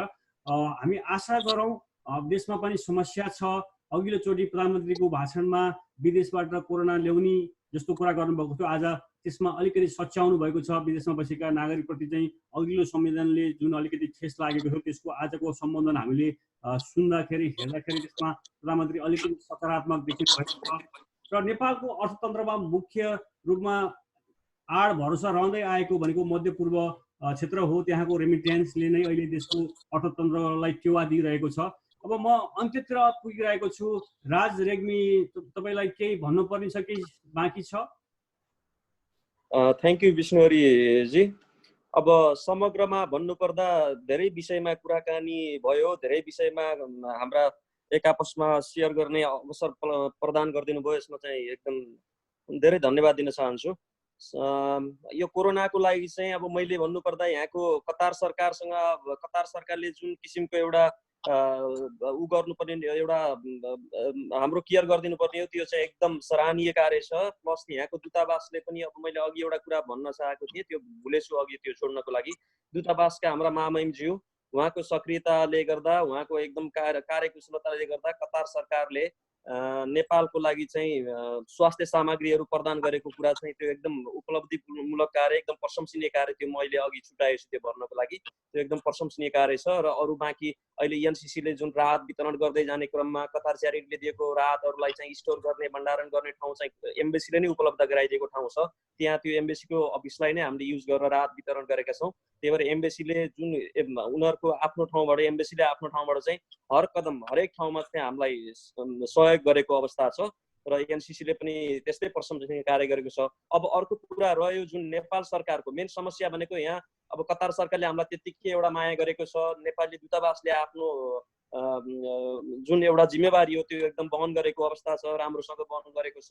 समस्या भनेको नेपाल सरकारतिर हो। नेपाल सरकारले एटलिस्ट यहाँ तपाईँको जस्तो कन्ट्र्याक्ट अवधि सकिएका मान्छेहरूलाई डिप्रेसन्समा जाने समस्या आइसक्यो। धेरै मान्छेहरू जस्तो जागिर सकिसकेको छ, जागिरको कन्ट्र्याक्ट सकिसकेको छ, ती मान्छेहरू चाहिँ अहिले अब 2-3 महिनादेखि नै बिना जागिर बिना तलब यहाँ बसिरहँदा हरेक महिना यसरी बढ्दै जाने हो भने त उनीहरूले अहिलेसम्म 2 वर्ष 3 वर्षमा कमाएको पैसा सबै सकिन्छ। किन कन्ट्र्याक्ट अवधि सकिएपछि कुनै पनि कम्पनीले उसलाई तलब दिने भन्ने जिम्मेवारी रहँदैन। खानाको लागि चाहिँ अब एउटा होला होइन, खाना बस्नको लागि, तर तलबै दिने भन्ने हुँदैन। अनि उसले चाहिँ यत्रो 2 वर्षसम्म श्रम गरेर जटिलताका साथ काम गरेर जोगाएको पैसा चाहिँ खर्चाउने समस्या छ, एउटा कन्डिसन। अनि अर्को कन्डिसन नेपाल सरकारले चाहिँ यो कुराहरू एउटा, अनि अर्को चाहिँ भिजिटमा आएका मान्छेहरूलाई चाहिँ जस्तो भिजिट भिसामा यहाँ आएका मान्छेहरू पनि धेरै समस्यामा छन्। उनीहरूका आफ्ना परिवारहरूसँग चाहिँ डिस्टेन्समा बस्दाखेरि उनीहरूलाई आत्मबल घट्ने, त्यसले गर्दा डिप्रेसन्समा गएर कतिपय सुसाइडका केसहरू पनि अब यहाँ त अहिलेसम्म सुनिएको छैन, धेरै मिडियाहरूमा त्यो सुनिन्छ। यी कुराहरूलाई पनि सरकारले अलिकति ध्यान आकर्षण गर्नुपर्छ। र अर्को समस्या रह्यो मिडल इस्टमा हामी जति पनि युवाहरू छौँ, यति धेरै युवाहरू आएर आफ्नो कार्यकुशलता देखाएर यहाँ आएर विभिन्न किसिमका सिप क्षमताहरू वृद्धि गरेका युवाहरूलाई अब आगामी दिनहरूमा यो कुनै रोजगारदाता देशको समस्या पनि होइन, कुनै कन्ट्रीलाई हामीले गल्ती भन्नु पनि मिल्दैन। समस्या भनेको अब आउने दिनहरूमा यस्तै किसिमको समस्याहरू कोभिडले गर्दा बढ्दै गयो भने धेरैजनाको रोजगार गुम्ने अवस्था छ। त्यो रोजगार गुम्दै जाँदाखेरि चाहिँ यहाँ भएका लाखौँ युवाहरूको रोजगार गुम्दाखेरि नेपाल सरकारलाई पर्ने घाटा र यी कुराहरूलाई चाहिँ नेपाल सरकारले अलिकति विशेष ध्यान दिनुपर्छ जस्तो लाग्छ मलाई। र हामी यहाँ जति पनि युवाहरू विदेशमा आएर यहाँ सिकेको दक्षता सिपलाई नेपाल सरकारले ती युवाहरूलाई नेपालमा लगेर कसरी स्वरोजगारको व्यवस्था गरिदिने, ती सिप र यहाँ सिकेका दक्षताहरूलाई चाहिँ कसरी युटिलाइज गरेर नेपालको विकासको लागि चाहिँ युटिलाइज गर्ने, यी कुराहरूमा चाहिँ एउटा विशेष कार्ययोजना बनाउनु पर्छ भन्ने मैले अनुमान गर्छु। त्यही नै हो। हजुर, हस्, धन्यवाद। अब म हाम्रो मनोज गोर्खाली तर्फ लागेँ। मनोजजी, हामीले लामो छलफल गऱ्यौँ, निश्चय पनि समस्याका चाङहरू छन्। तपाईलाई अन्त्यमा केही जोड्नु पर्ने छ? फेरि पनि धन्यवाद। मध्यपूर्व उद्धार समितिका संयोजक तथा मध्यपूर्व एनआरएन आइसिसीका संयोजक मेरो अनन्य मित्र प्रवीण गुरुङजीले भनिसक्नुभयो। एनआरएन मध्यपूर्वलाई आइसिसीबाट र एमबिसीहरूबाट कति सहयोग भयो भनेर यहाँले गर्नुभएको कुरामा अब एनसिसीको हकमा मेरो आदरणीय मध्यपूर्व संयोजक प्रवीण गुरुङजीले अघि नै अवगतै गरेको हजुरहरूलाई। अब दुबई, कुवेत, साउदी, बरान गरेर 5-5 लाख गरेर चाहिँ 5-5 लाख 30 लाख रुपियाँ सहयोग गरेको हो। र त्यस्तै आइसिसीबाट सहयोग नभएको होइन, भएको हो। यो अहिले यो विषम घडीमा एउटा एनसिसीलाई 5 लाख रुपियाँ यो राम्रो कुरा हो। र एमबिसीबाट अहिले हाम्रो यहाँ चाहिँ महामहिमजी कृष्ण प्रसाद ढकालजी हुनुहुन्छ। उहाँ हाम्रो एनसिसी दुबईका अध्यक्ष आदरणीय प्रकाश कोइरालाज्यू र महामहिम कृष्ण प्रसाद ढकालजीको कोअर्डिनेटरमा चाहिँ नेपाल एमबिसी आबुधाबीबाट चाहिँ हामीलाई 400 प्याकेट खाद्यान्न सामान, 400 प्याकेट भन्नाले एक प्याकेटमा चाहिँ दाल, चामल, खाने तेल, चिनी, मसलाहरू यताउति गरेर 11 किलो भनेपछि 4400 केजी खाद्यान्न सामान एमबिसीबाट पनि अस्ति भर्खर प्राप्त भएको छ। त्यसलाई पनि हामीले यो विषम घडीमा ठुलै सहयोग नै सम्झिनुपर्छ। र मैले यस मिटिङबाटै आह्वान गरेँ आरसिज्यूलाई, आदरणीय मध्यपूर्व संयोजक प्रवीण गुरुङजीलाई। भर्खर अहिले एनआरएन एनसिसीको ग्रुपमा मलाई चाहिँ हामीले चाहिँ आरसिजीलाई मैले यहाँबाट अलिकति एनसिसीले गरेको कार्यको पनि कुरा गरेँ। 4045 जनालाई चाहिँ 10 देखि 15 दिनलाई पुग्ने सामान वितरण गरिसकेका छौँ। स्वयं म पनि त्यसमा रहेको छु। र हामीलाई आएको रकम भनेको आइसिसीबाट 5 लाख रुपियाँ र हाम्रो कोर्समा भएको बचेखुचेको पैसा हाम्रो सबै चाहिँ सकिसकेको छ। र हामीलाई अझै धेरै नै यहाँ चाहिँ नोटिफिकेसनहरू आउने, फोन आउने, मेल आउने, मेसेज आउने गरेको छ। हामीलाई एकदमै समस्या छ अहिले यहाँ। त्यस कारणले 5 देखि 10 लाख रुपियाँ चाहिँ आइसिसीमा चाहिँ दुबईको लागि माग गरिदिनु पर्यो। मध्यपूर्व संयोजकलाई आह्वान गरेँ यहीँबाट। यो चाहिँ एकदमै उत्तम ठाउँ जस्तो पनि लाग्यो मलाई। यो संसारको साथीहरू लाइभमा हेरेर पनि भएको छ होला। 5-10 लाख रुपियाँले दुबईमा हुन त केही पनि हुँदैन। त्यो तपाईँको अहिलेसम्म हामीले चाहिँ 4000 बराबरी भन्दाखेरि 1.5 लाख दिरहमको त सामानै किनेर दिइसकेको छौँ भनेपछि तपाईँको 45 देखि 50 लाख हाराहारीको खाद्यान्न सामान दिएका छौँ। त्यसपछि डाबर कम्पनीले तपाईँको 50-60 लाख बराबरको सामान दिएको छ। त्यो सामान त अब हामीले सामानै दिने हो, त्यसमा पैसाको कुरा गर्छु। त्यस कारणले यहाँ अवगत गराएर अब अन्तिम अब मैले अब धेरै पनि बोल्न चाहन्छु। अन्तिममा म यस लाइभमा जोडिनु सम्पूर्ण वक्ताज्यूहरूलाई जस्तै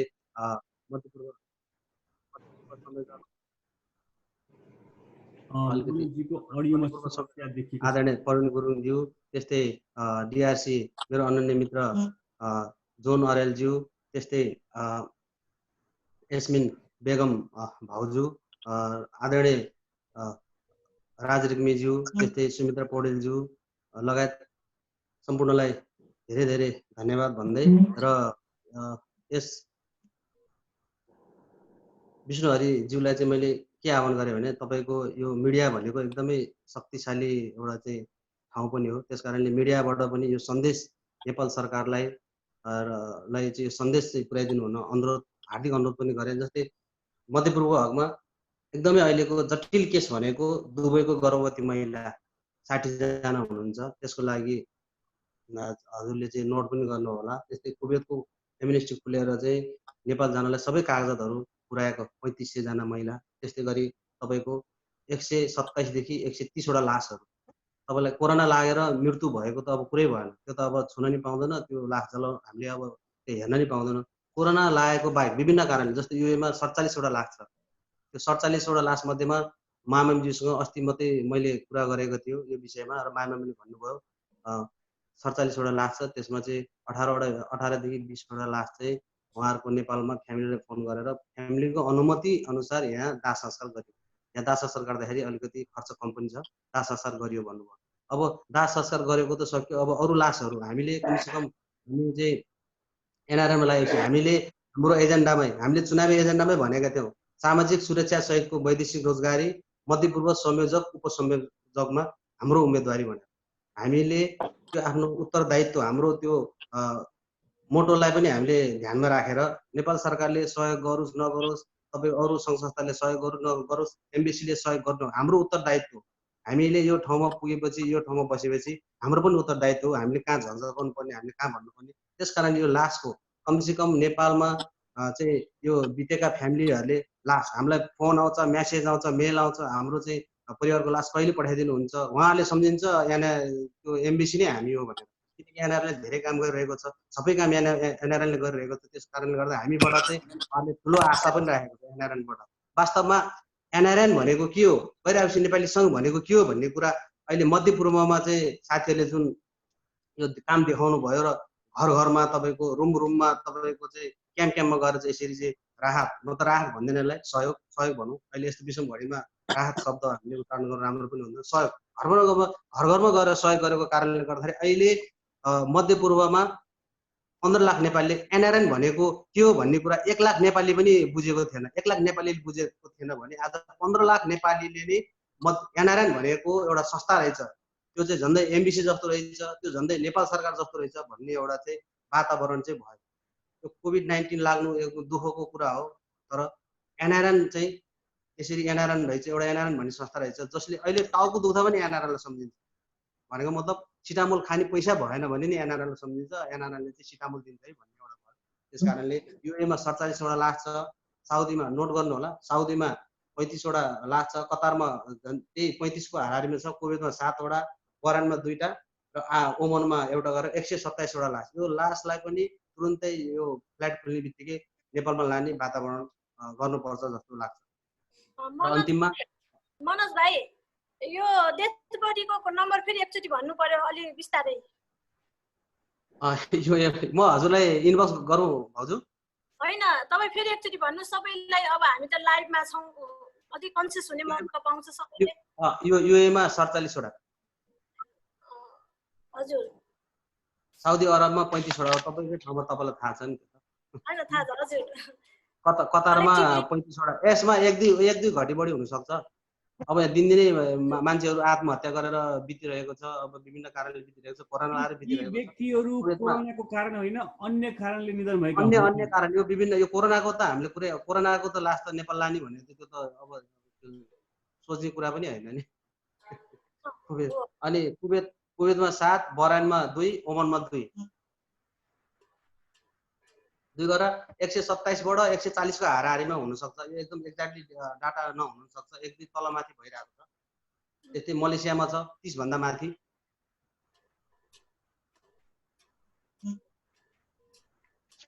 भन्दै ल अन्तिममा अब यो मेरो लामो पनि भयो जस्तो लाग्यो। त्यसैले अब मनोजजी, हामी भविष्य खोज्न देशको भूगोलबाट बाहिर छौँ, देशको सीमा नागेका छौँ। कतिले आफ्नो भविष्य सुन्दर बनाइरहेका छन् प्रदेशमा, कतिले त्यही आफ्नो सपनालाई उद्यो निभाएका छन्। आज हामीले विशेष गरी यो कोरोना सङ्क्रमणपछि मध्यपूर्वमा रहेका नेपालीहरूको अवस्था कस्तो छ, त्यहाँ उद्धारका लागि कस्तो काम भइरहेको छ, सरकारी निकायबाट के कस्तो सहयोग भइरहेको छ, र आज मात्र प्रधानमन्त्री केपी शर्मा ओलीले विदेशमा रहेका जहाँ अल्पत्र परेका छन्, साँच्चै नै अप्ठ्यारोमा परेका छन्, उनीहरूको हामी उद्धार गरिन्छौँ, तत्कालका लागि उद्धार गर्नलाई कार्यक्रम ल्याएका छौँ भनेर सम्बोधन गर्नुभएको थियो। त्यसपछि हामीले विशेष गरी नेपालीहरू जो अलि बढी समस्यामा छन्, त्यसो त युरोप अमेरिकामा पर्ने बस्ने नेपालीहरू पनि समस्यामा नभएका होइनन्, तर तुलनात्मक रूपमा भारतमा र मध्य एसियामा मध्यपूर्वमा रहेका नेपालीहरू बढी समस्यामा छन्। कतिले जागिर गुमाएका छन्, कति बिमारी छन्, कतिको रोजगार खुसीको छ। र यो नेपालको मुख्य समस्या पनि बन्दैछ, किनकि थुप्रै लाखौँ युवाहरू जुन प्रदेशमा रोजगारी गरिरहेका थिए उनीहरूले रेमिटेन्स पठाइरहेका थिए। त्यो रेमिटेन्सले नेपालको अर्थतन्त्रलाई ठुलो सहयोग गरिरहेको थियो। अब अहिले त्यो रेमिटेन्स रोकिन सक्छ। त्यसपछि नेपाल फर्किने युवाहरूको, नेपाल फर्किने नागरिकहरू व्यवस्थापन कसरी गर्ने, त्यो राष्ट्रको लागि चुनौती। अब म अन्त्यमा आएको छु। प्रवीण गुरुङ हुनुहुन्छ आरसी मध्यपूर्व क्षेत्रका। तपाईँलाई अन्तिममा केही जोड्न पर्ने छ? होइन, म सकाइदिउँ होला होइन सर? म आउँदिनँ अब सकाएपछि। हामी प्रवीणजीको सुनौँ, त्यसपछि हामी चाहिँ छुट्टिन्छौँ। होइन, आरसीजीको सुनेपछि त मैले के बोल्नु त फेरि? हजुर, तपाईँको केही बाँकी छ? मेरो अलिकति बाँकी छ। ल हजुर, एकदम यो आजको जुन यो लाइभ यो हजुरले मिलाउनु भएको, विष्णुजीले मिलाउनु भएको लाइभ चाहिँ एकदमै चाहिँ यो राम्रो भएको जस्तो लाग्छ। किनकि यहाँ मध्यपूर्वको हरेक समस्याहरू, सबै समस्याहरू, मध्यपूर्वको सबै समस्याहरू र मध्यपूर्वको प्रत्येक एनसीसीको चाहिँ एउटा चाहिँ डाटा भनौँ, त्यो डाटा जस्तो तपाईँले पाउनु भएको छ। र लाइभमा हेरिरहनु सम्पूर्णले पनि यो बारे मध्यपूर्वको बारेमा चाहिँ हेरिरहनु भएको होला। र अब यो अन्तिममा म के भन्न चाहन्छु भने, अब यो जुन नेपाल गभर्मेन्टले अहिले, नेपाल सरकारले, प्रधानमन्त्री केपी ओलीजीले जुन अहिले कार्यान्वयन गर्ने कुरा भयो, त्यसमा चाहिँ अब तुरुन्तै गर्नुपर्छ। यसमा एकदम विषम घडी छ। यहाँ अब आत्महत्या गरेर चाहिँ मर्नेको सङ्ख्या एकदम बढ्दै गएको दिनहुँ। अनि अब यहाँ यस्तै हो भने अस्ति 25-30 जना चाहिँ नेपाली दाजुभाइ दिदीबहिनीहरू एमबिसी जानुभयो हेर्नलाई। अब उहाँहरूलाई त हामीले चाहिँ पहिला पनि सहयोग गरिसकेको थियो। त्यस कारणले गर्दाखेरि हामीले भनेको मान्नुभयो उहाँहरू। ल अब चाहिँ यो अब यस्तो त हजारौँ सङ्ख्यामा चाहिँ एमबिसी घेर्ने, तोडफोड गर्ने, दुनियाँ गर्ने भयो। अब यहाँ त अब रामचन्द्र खरेल, अब यहाँ त अब चाहिँ रामे, श्यामे, हरि होइन नि त। अब यहाँ त दङ्गा भयो भने त नेपालीको एउटा, नेपालको एउटा इज्जत, एउटा नेपालीको प्रतिष्ठा, त्यसमाथि नै एउटा चाहिँ आउने चाहिँ कुरा भयो। त्यस कारणले गर्दा हामीले यसलाई चाहिँ एकदमै सिरियसली लिएर नेपाल सरकारले एकदम गम्भीरताको साथ यसलाई चाहिँ गर्नुपर्छ। अब यहाँ धेरै ठुलो जटिलता समस्याहरू, अब मलाई लाग्छ यहाँ म तपाईँलाई यो भन्नुपर्ने कुरा थियो, त्यस कारणले म भन्दैछु। यो उदाहरण मात्रै, अस्ति यहाँ इन्डियन एम्बेसीले र यो इन्डियन सोसाइटीले पनि तपाईँको चाहिँ इन्डिया जाने चाहिँ यो आपत घडीमा तुरुन्तै इन्डिया जानेको कतिजना हुनुहुन्छ भने उहाँले नै फर्म भरेको थियो। उहाँको फर्म भरे अनुसार 30,000 देखि 35,000 जना हुनुभएछ। र 5-6वटा फ्लाइट गएपछि तपाईँको लास्ट फ्लाइटै त्यो लास्ट चार्टरमा चाहिँ तपाईँको चाहिँ मान्छे नै उहाँहरूको सङ्ख्या नै पुगेन। त्यस कारणले गर्दा अहिले आत्तिरहेको अवस्था हो। 2-4वटा फ्लाइट मात्रै हामीले तुरुन्तै गरायौँ भने महिलाहरू, यी चाहिँ फसेका चाहिँ धेरै वर्षदेखि इलिगल बसेकाहरू, यी मात्रै एउटा 2-4 फ्लाइट गर्ने बित्तिकै के हुन्छ भने एउटा हामीलाई चाहिँ एउटा चाहिँ राहत भएको जस्तो एउटा चाहिँ सन्तुष्टि। मनोजी, सबैजना मान्छे नेपाल फर्किन चाहेका छैनन्, केही मान्छे फर्किन चाहेका हुन्। तर नेपालमा विशेष गरी सरकार डराइरहेको छ, वारवार्ती आउँछन्, कोरोना लिएर आउँछन् भन्ने आइरहेको छ। अब हामी अन्त्य तपाईँले समय दिनु होइन, वारवार्ती त अब मैले यहाँलाई वारवार्ती त कसरी जाने हो र मै जान्न, म स्वयं जान्न, मेरो फ्यामिलीले तपाईँ त्यहीँ बस्नुहोस्, अहिले तपाईँ आए पनि यहाँ 14 दिन क्वारेन्टाइन बस्नुपर्छ, अब हामीलाई झन् ठुलो तनाव हुन्छ, तपाईँ त्यहीँ बस्नुहोस् भनिरहेको छ। अब यहाँ सबैजना जान चाहेको छैन। हामीले यस्तो गर्भवती चाहिँ हुने महिलाहरूलाई र यो समस्यामा परेको जो चाहिँ इलिगल, धेरै वर्षदेखि इलिगल बसेको, उहाँहरूलाई त अहिले फ्री छ नि त, एमनेस्टी खोलेर आम माफी दिएको छ। उहाँलाई त नेपाल जानु जस्तो चाहिँ ठुलो कुरा त केही पनि होइन नि त उहाँहरूको लागि। हामी त जतिखेर गयो नि भयो नि, हामी त लिगल छौँ होइन। उहाँहरूको लागि चाहिँ यो फ्लाइट चाहिँ एयरलिफ्ट गर्नुपर्ने जरुरत हो। हजुर, इलिगल भएको छ वर्षौँदेखि, उहाँहरूको लागि त यो त भाग्यको कुरा भयो नि। तपाईँको जेल जानु परेन, पैसा तिर्नु परेन। निश्चय पनि कर्म गर्न विदेशमा आएका नेपाली विभिन्न कारणले जेलमा गएका थिए, उनीहरूले एकपल्ट आफ्नो मातृभूमि टेक्ने अवसर पाउँदैछन्। यो एकदमै संवेदनशील कुरा हो। हाम्रो सरकारले त्यो कुरा सुन्नेछ भनेर हामी अपेक्षा गर्नेछौँ। म अब प्रवीणजी तर्फ गएँ। मैले सानो कुरा राखौँ कि एउटा, अनि आरसीजी बोल्नुहुन्थ्यो कि लास्ट? हजुर, हस्, लास्ट हो यो विष्णु हरिजी। हजुर, यो लास्ट होला। अब त्यहाँ पछाडि हाम्रो आरसीजी हुनुहुन्छ। अब यो हाम्रो यो जुन मिडिया हजुरले चलाइरहनु भएको दूरबीन नेपाल धेरैजना साथीहरूले हेर्ने र हरेक हाम्रा नेपालमा रहेका राजनीतिक कर्मीहरूले पनि हेर्ने एउटा उ भएको हिसाबले मेरो लास्ट एउटा सम्बोधन नेपाल सरकारप्रति, एटलिस्ट हामी यहाँ मध्यपूर्वमा भएका त एउटा भइहाल्यो, त्यसबाहेक अरू देशमा भएकाहरू पनि छन् होइन।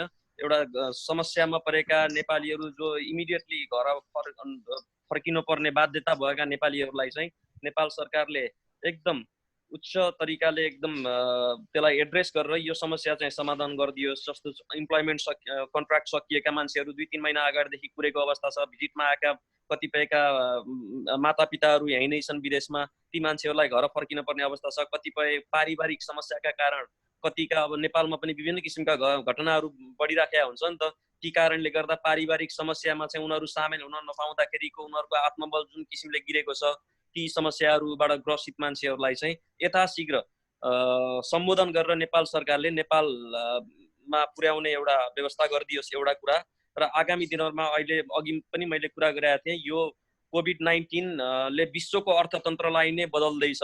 यसले गर्दा अब आगामी दिनहरूमा आउने बेरोजगारीका समस्याहरू चाहिँ एकदम ठुलो जटिलताका समस्या हुन् नेपाल सरकारको लागि। किन हामी यति धेरै श्रमिकहरूले यहाँबाट काम गरेर पठाएको रेमिटेन्सले गर्दा नेपालको अर्थतन्त्र धानिएको छ। अब आगामी दिनहरूमा यी जति पनि यहाँ काम गर्न आएका श्रमिकहरू, एटलिस्ट सम्पूर्ण श्रमिकहरू कुनै न कुनै हिसाबले परिवारमा एउटा आर्थिक अभावका कारण, आर्थिक समस्याका कारण विदेश आएका श्रमजीवीहरू हुन्। भोलि बिहान यिनीहरूको श्रम यहाँबाट छुटिएर जाँदाखेरि नेपाल सरकारले तिनीहरूलाई कुन किसिमको एउटा ठाउँ बनाइदिने, त्यो चाहिँ एकदम गम्भीर विषय छ। नेपाल सरकारले यहाँ एटलिस्ट यहाँ यो मध्यपूर्वमा श्रम गर्न आएका नेपालीहरूलाई यहाँको रोजगारी गुमेपछि नेपाल फर्किँदाखेरि आगामी दिनहरूमा उनीहरूले आफ्नो परिवारको आफ्नो आर्थिक सङ्कटको कसरी समाधान गर्ने, यी विषयमा चाहिँ एकदम गम्भीर तरिकाले एउटा कार्ययोजना बनाइदिनुपर्छ नेपाल सरकारले। र यहाँ भएका श्रमिकहरू जसले यहाँ विभिन्न किसिमका सिपहरू दक्षताहरू हासिल गरेका छन्, ती दक्षता सिपहरूलाई चाहिँ नेपालमा गएर सदुपयोग गर्ने एउटा वातावरण बनाइदियोस् भन्ने मेरो र हामी सम्पूर्ण विदेशमा बस्ने नेपालीहरूको अबको चुनौती नै राज्यको लागि यो चुनौती छ, सरकारको लागि यो चुनौती छ।